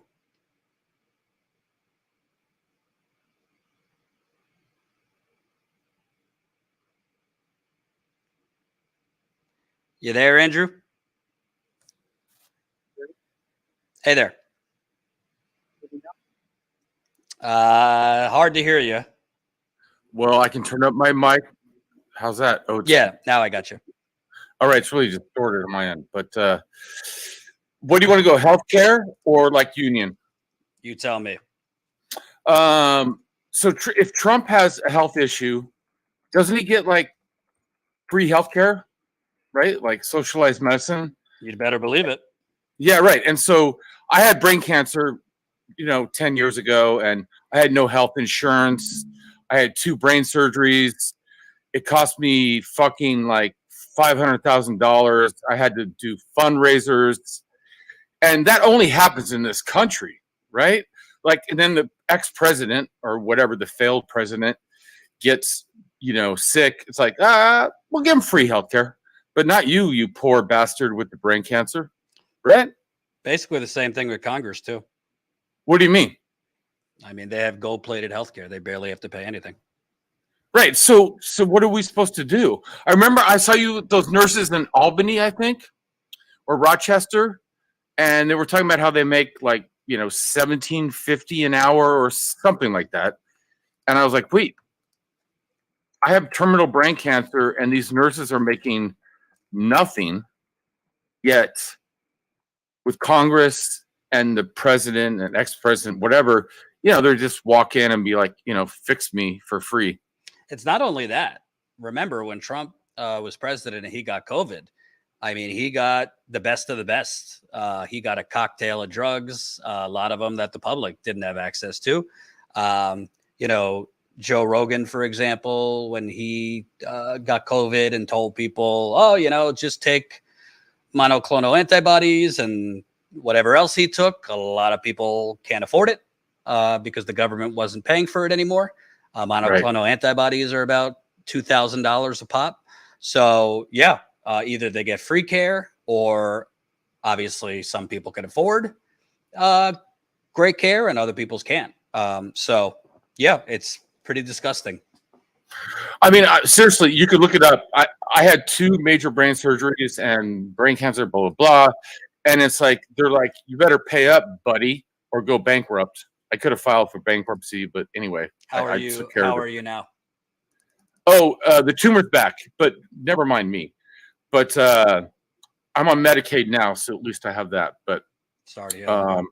well, it is what it is. But my point is, like, what the actual fuck? Like, people use that word ordinary Americans, and I'm like, okay. And like, I'm supposed to what now? Well, your tumor's back, sir. So you better figure out what you're going to do. And I'm like, I don't know what to do. But if you're royalty, right? Or whatever you want to call it. Even on Medicaid, like if you need brain surgery or. No, they don't pay for any of that shit. Right. And they're not going to pay for my MRIs. My doctor's like, yeah, we can't really do that for you. Sorry, Mr. D'Angelo. They're not going to cover your MRIs when you have a brain. No, they're just not going to order it. You have to order the test. Unbelievable. Well, but it is believable, right? Oh no, it's completely believable, but it's insane. And what's even more outrageous about it, and it goes with everything. I mean, we're talking about these places that don't have water, healthcare. I mean, literally, we are printing money out of our ass to give billions of dollars a day to Ukraine. Right. Everywhere else we're giving money to. There's no question. There's no hyperventilating. How are we going to pay for that? Which is all bullshit in the first place. We don't, we print the money. There's not like taxes don't cover the trillions and trillions of dollars we spent in Afghanistan and Iraq. We just print it. So we could provide healthcare and all that stuff for everybody. The problem is, and I've always said this, we live in the United Corporations of America, and the people who control the country, which are the donors, they don't want to open up that Pandora's box, because if you start giving, I mean, look at the New Deal. Republicans and conservatives, and frankly, right-wing Democrats, they had to fight for 30 years to start peeling that back. Programs that were government programs, basically giving human rights to people. So if you start giving, they see that when you start giving things like healthcare or canceling all the student debt, all that, it's a Pandora's box, and it's going to take a long, long time to peel that back. And they don't want the people to get too used to the government actually doing big things for the people, because they believe that would take away from their profits. So that's the country we live in. As Nancy Pelosi said, I'll play it right now. I don't know if you could hear and call in, but my YouTube audience could hear. But I can hear. Say we're capitalist, and that's just the way it is. Oh, but I can't. Hold on. Did you hear that? No, do it again, brother. Here we go. To say we're capitalist, and that's just the way it is. But that was Pelosi on her capitalist. Or I could play. Greed, for lack of a better word, is good. I heard it now. Yes. For lack of a. So that's the country we live in. And frankly, I wish, whatever people think of Bernie, I wish Bernie on that debate stage wouldn't have called Joe his friend. And I think he should have said, actually, Joe and the rest of you, other countries think we're the radicals. They say we are radical, because it is radical that 500,000 people are sleeping in the streets in the wealthiest country on earth. That's radical. It is radical that grannies right now are rationing between groceries and medicine. Yeah. That's radical. It is radical that people with diabetes are rationing their insulin because it's so expensive because of greed. These are the radical things. You are the radical. The rest of the world thinks we are the radicals. I think that's a winning message. And it redefines this whole like, oh, he's a radical lefty, this and that. No, we are the radicals. We have all these unnecessary middlemen, which is private insurance, big pharma. There's no need for any of them. Insurance companies, there's no need for any of this. And other countries, rightly so, believe we're the radicals. So, yeah. Hey, Jordan, can I just interject something here without interrupting you? Do you mind? Yeah. So I went to get my. I have epilepsy now because I literally have half a brain. Like imagine if you got a limb cut off, from my brain surgeries. Mm-hmm. And so I went and got my seizure meds, and my doctor goes, "I gave you 3 months, so you don't have to keep going back." And the pharmacy was like, "We don't do 3 months here. It's only 1 month at a time, sir. That's not how it works because your insurance won't pay for it." Again, for those who were listening, Medicaid. I was like, really? Wow. That's about money, right? Yeah. Because they can get Medicaid, or the pharmacy can get money every month instead of like one, right? Or do you think I'm? No, it's insane. It's like, what the fuck is wrong with this country, man? Well, we live in the United Corporations of America. I don't have the flag up there just for fun. And I've seen it in all my travels. Unfortunately, we are not an actual government. We are a multi-trillion-dollar corporate conglomerate that has a government as theater. That's unfortunately it. And I'm sorry. I mean, I could only imagine what you've gone through with multiple brain tumors and insurance. Yeah, and it's I appreciate it. But like when I was talking to one of my Norwegian, I'm a musician. I've been in Europe a lot. I was talking to one of my Norwegian students yesterday, Simon, and he's like, "What?"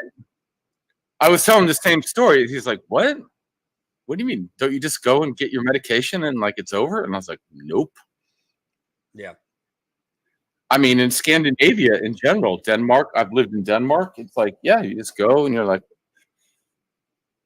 it's terrible. All right, I got to take this last caller. Thanks. All right, brother. Thank you, Jordan, for what you do. I appreciate it, man. We're going to take another caller, and then I'm going to show you some more reporting from Lewis on the ground in Jackson, Mississippi. So don't go anywhere. Jason, you're up. Hey, how's it going? Hey there. Hey, I'm just going to play off Andrew a little bit here, but I was a nurse for about 10 years, and I was a victim of a carjacking, and I had a traumatic brain injury, and I have seizures as well.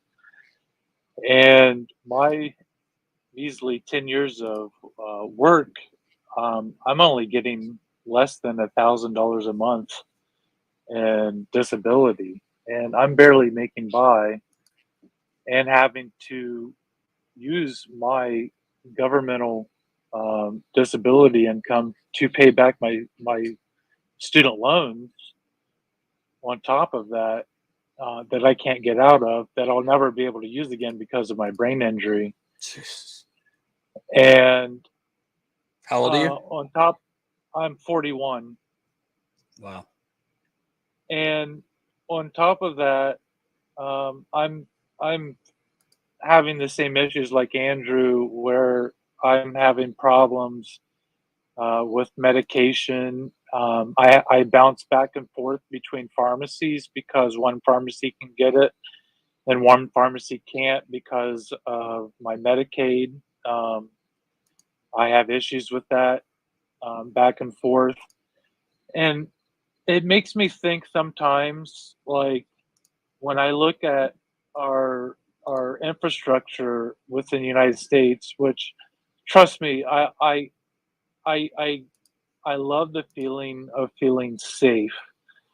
But whenever I look at our country having 10 to 11 aircraft carriers to the next country having 1 or 2, it makes me wonder if maybe we could do without maybe a couple of those, and maybe we could do without the 70 bases that we have all over the world, like I think that is kind of overkill to a point. Like I understand the need for having this, but I think that it's overkill to a point. Like it's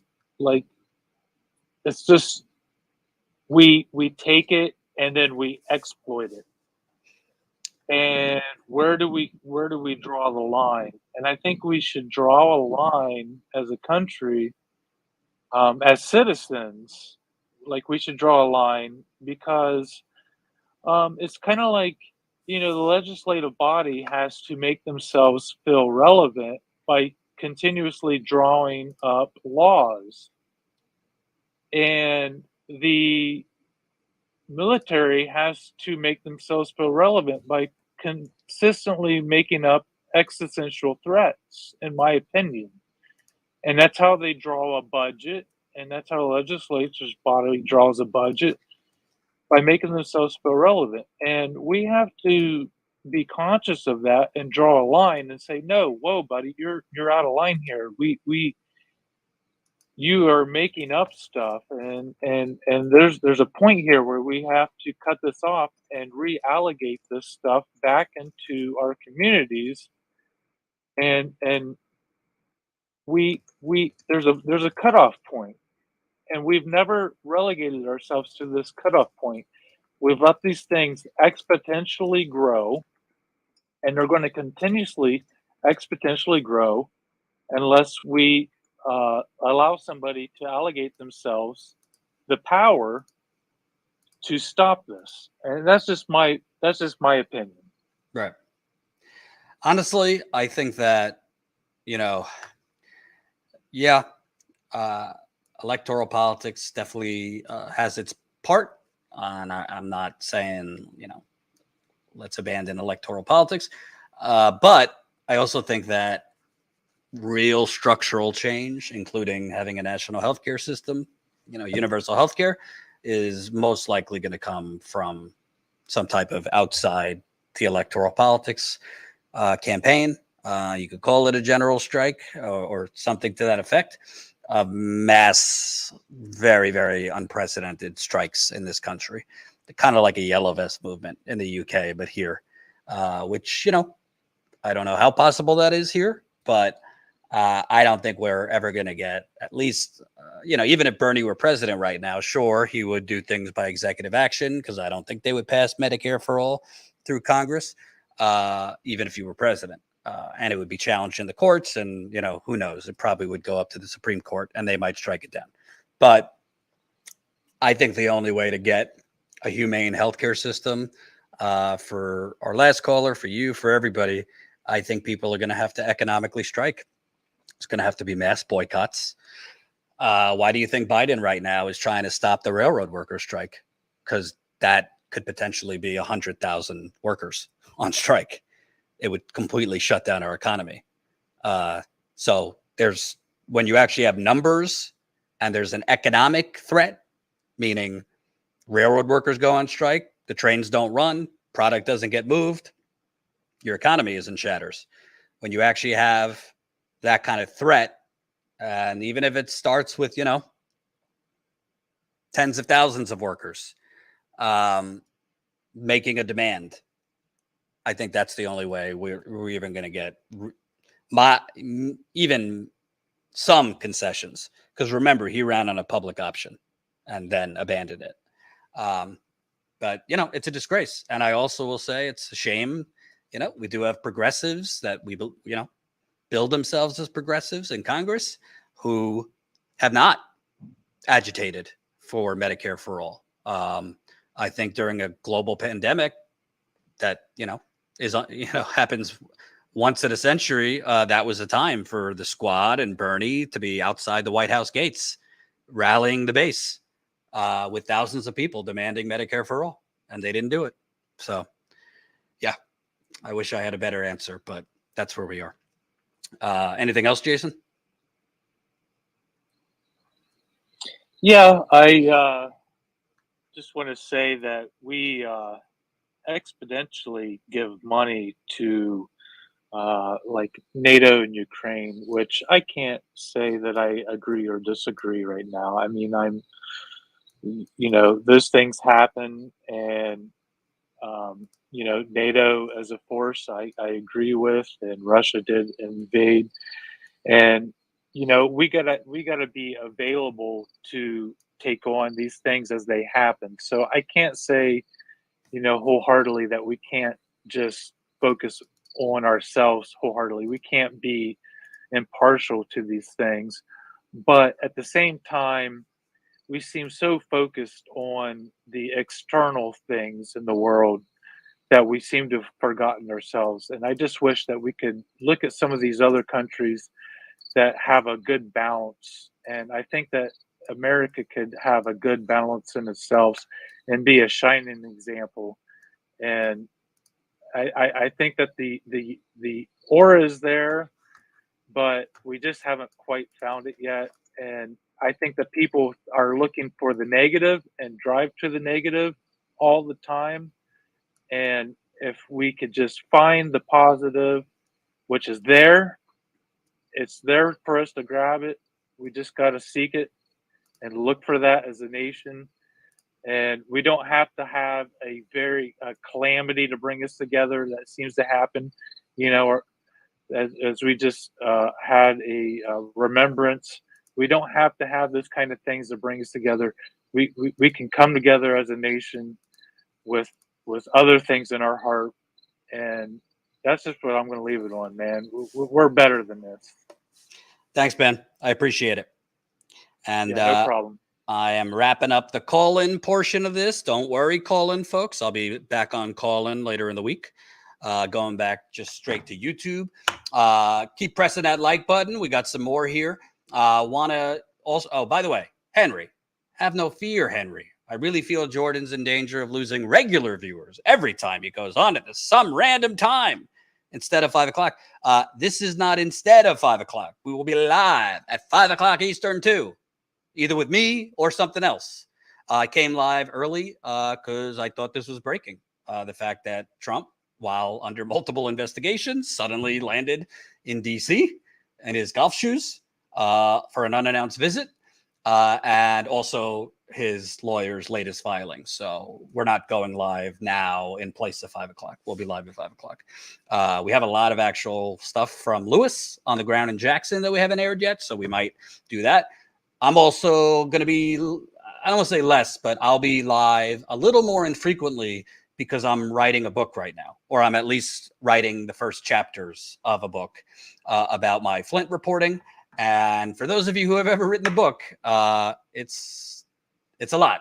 It's a lot, particularly if it's based on 18 reporting trips to one city, 6 years of reporting.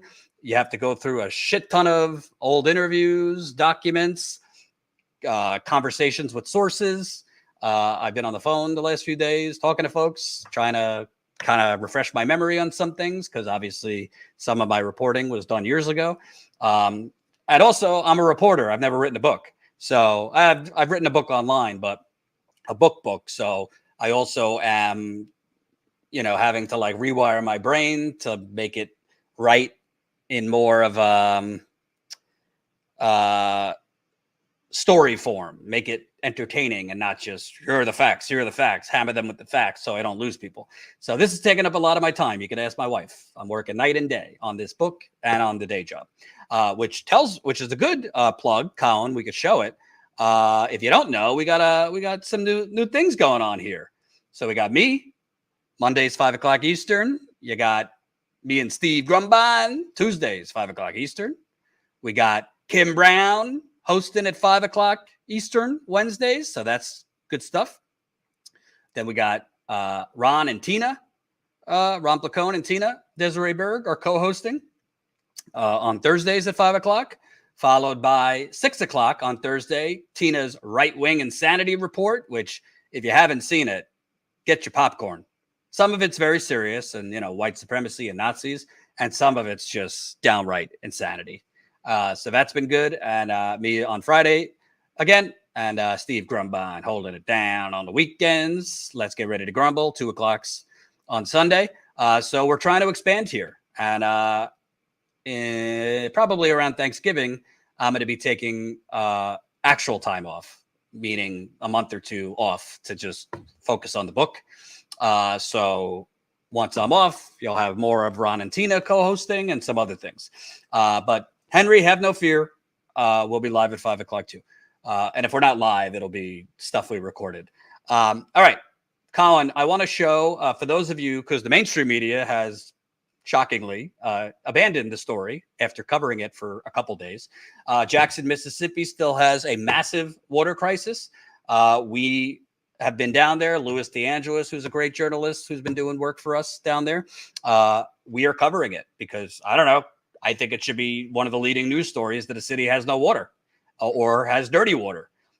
So Louis has been doing great work. We want to show some of the newest of his reporting down there. Let's take a look. Kind of shameful on the part of the state and government right now, the way they have left Jackson in this position and have left us for many years, because you have not been supposed to drink the water in Jackson for decades. So people in the 80s and 70s were talking about, we need to fix the water, and why don't they care about this population and what's going on and things like that. But quite frankly, I do think that the state, Mississippi state government is racist, and this is particularly, this is an attack on Black people in our communities, and just doesn't make any sense why we wouldn't be able to have basic human resources and needs that are provided to every other area around here. So, and we still have to shower and brush our teeth in this water, and we absorb everything that is in our bodies. So it's like we just have to absorb all these toxins and things like that, and that aren't safe, while other neighboring counties will have safe water that they can depend on. And then it just causes you to look at the population and what's the big difference here. Jackson is poor and brown and Black, and the neighboring areas are predominantly white and have more money. So, and that just is really why we keep doing this work, because we know this area, Jackson, deserves a level of dignity that everyone else gets. We deserve basic human rights. So that's some of the great work he's been doing down there. So we're going to have more of that at 5 o'clock Eastern. He's been speaking with community members, elderly, young people. One clip really went viral. Colin, do we have the clip? If you could pull it up, the Twitter clip from last week of the potholes. I'd love to show people that if they didn't see it on Twitter.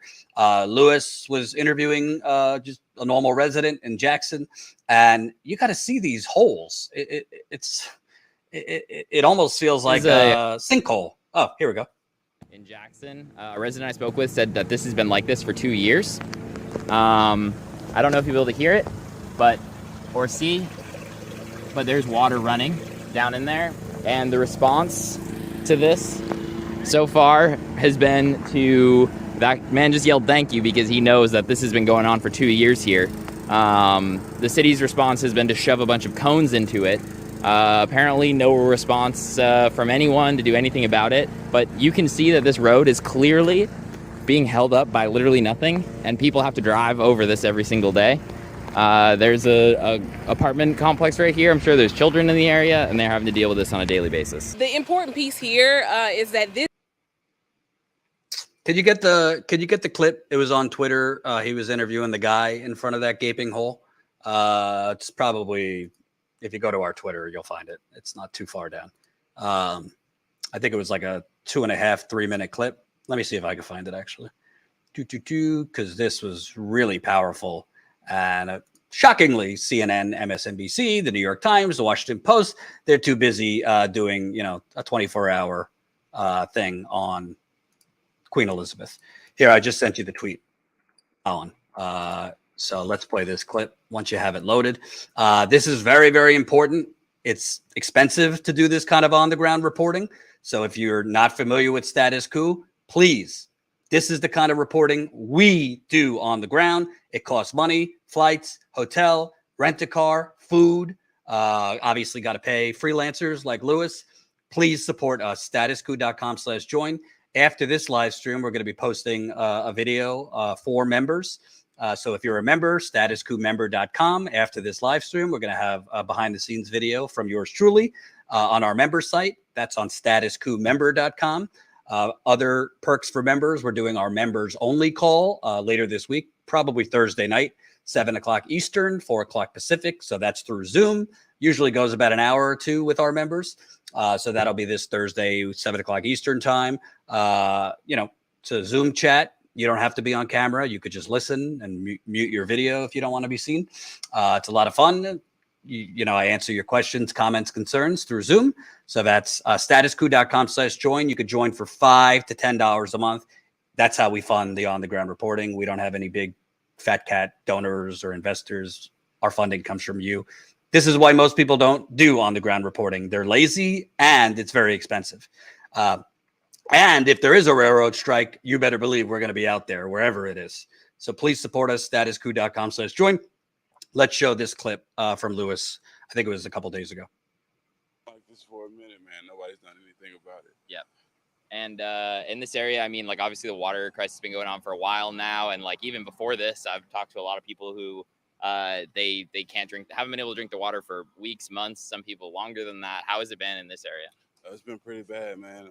It's gotten to the point to where people have to now pass out water to other people just to make sure they're healthy and able to maintain. So it's been pretty bad, man. And it's a shame that not a lot of people are talking about it. I wish, we as people could do more about it, but there's nothing we can do at the moment, and that's pretty sad. Yep. And like, what have you thought so far? Like, I mean, the fact that they're getting water out and whatnot at the water stations is fine and all, but like, no one's really talking about like, how do you make sure this doesn't happen again? What do you think about the response so far from the governor, the mayor, who seemingly, I'm hearing they're trying to do stuff, but I mean, if this has been like this, like that, this is one example, right? 2 years, no one's fixing the giant fucking hole in the ground. That's a problem. What do you think of the responses from some of these folks so far? They haven't said too much. I think the responses are okay, but like I said, there's not much that they're saying that they can do at the moment. And with the governor and the mayor saying that there's no predicted end date for this is outrageous, man. I feel like, more people should be speaking up, more people should be stepping up, and that's not being done at the moment. So that definitely should change, man. And I wish we as people had a bigger voice, but with us being the people that we are and with how things are going, I just think it sucks, man. Yeah, and I mean, like, frankly, it seems like, money will come from the federal government to the state of Mississippi, and then proportionally, like, the money should be, Jackson's the capital city, it's the largest city in the state. The money seems to be going more towards, frankly, whiter, more affluent parts of the state, and Jackson is clearly being ignored. This is one anecdote of many that, like, a lot of folks have seen. I've been out here talking to folks and seeing stuff like this. I mean, is that something you see? Like, a lot of the rest of the state, I feel like doesn't have to necessarily deal with this. Yeah, they don't. My dad stays in Madison, so I kind of got a view of both parts, and I just see in Madison it's no problem, everything's completely fine, shower, water, whatever you need. And then I come down here during the week, and it's just like the complete opposite. It's just like two different views of life, and I just see how things work completely fine. And now, if this was a problem in Madison, I feel like it would have been fixed, or a different part of a wider area, it would have been taken care of. But with it being Jackson and our population and just our ethnicity, our main ethnicity and whatnot, I just feel like that's the reason that it's not being taken care of. And because those wider communities are fine and they don't have a problem, that's why the situation is not being handled like it should be. I feel like if this is more of a widespread thing, then this would have been taken care of. But because it's not, then it's not.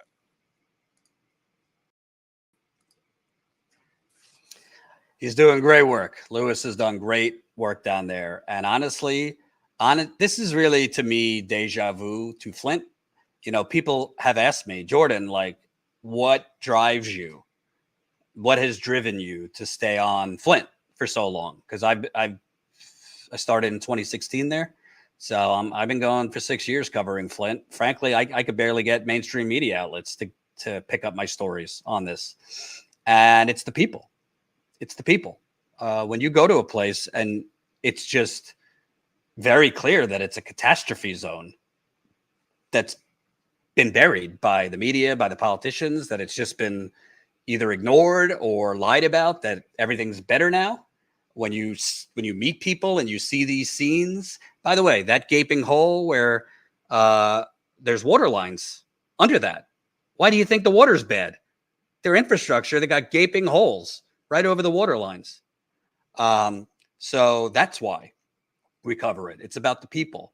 And Lewis was telling me pretty much when he got there last week, national media was already starting to leave. Most of these water distribution sites he went to speak with people, they were gone already. There was no media cameras other than him. So this is why Status Coup exists. And to be clear, it is not profitable for us. Like, doing this kind of work does not go viral on YouTube. YouTube doesn't like to share it. If you look at the channel and our videos, the Jackson, Mississippi videos are probably the lowest viewed videos we had last week. Twitter, same thing. You know, I don't say it's because people don't care, but YouTube and other big tech platforms, their algorithm actually de-incentivizes this kind of reporting. Their algorithm elevates more stuff like Trump or channels fighting with each other, or kind of like sensationalized hot takes, drama. It doesn't elevate, meaning they will not recommend substantive reporting on water or unions or worker strikes. I wonder why they don't want to show that to the masses. So the only way we could grow is if people contribute with their wallets. So if it's within your means, obviously, if you don't have the money, we understand. If it's within your means to chip in, statuscoup.com/join. As far as I know, we're the only independent outlet actually out there on the ground covering these things. So please, please, please, statuscoup.com/join, statuscoup.com/join. $5 a month is 16 cents a day. To repeat, $5 a month equals 16 cents a day. Please, if it's within your means, support us. We need you. All right. I went longer than I thought. We'll be back at 5 o'clock Eastern time. Not sure what we'll have. Oh, Don't forget super chats. Oh, forgot super chats. Thank you, Colin. Welcome, new YouTube member. LB Things signed up. New YouTube member. You can become a member on YouTube too. So welcome, LB. Thank you. Christian, $5. Yo, Jordan, does it surprise you that the death of the grifter of England has gotten more attention than any other issue in the USA? Here's my shocked face. No, doesn't surprise me at all. Humorous, $10. We are just America. There is no united in that anymore. Because of this, the United States of America, we wouldn't be slaves to these oligarchs. Humorous, I disagree. We are not America. We are the United Corporations of America. Make sure to get that in there. And by the way, just saying, get your United Corporations of America shirt. Hot off the presses in the statuscoup.com/store. They're selling like hotcakes. No, I wish. Yeah, get your statuscoup.com/store, your shirt. You could get your Fossil Fuckers shirt. Hey, Thanksgiving will be here before you know it. Show up with your United Corporations of America shirt or your Fossil Fuckers shirt. It'll be great.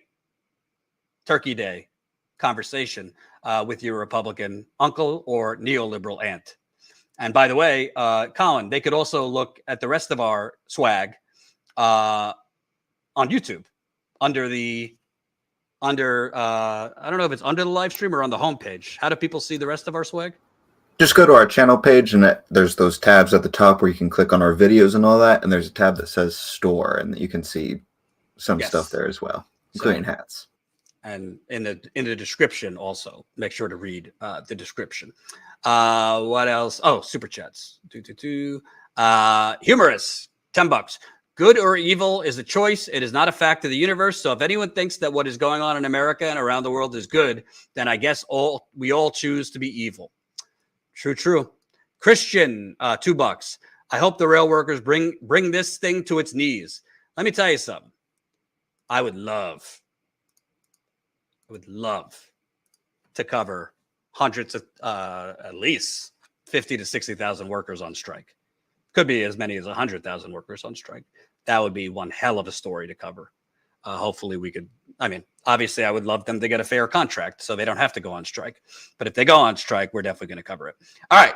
I got to go do some work. Thank you so much for watching. Please consider signing up as a member. Again, $5 to $10 a month, statuscoup.com/join. For members, we're probably going to do our members call Thursday at 7 o'clock Eastern. So hang tight for that. If you're a member, you'll get the link for that through email that day. So sign up. And as a reminder, we're going to be posting a members only video for our members right after this live stream ends, and that'll be up on statuscoupmember.com. Have a good rest of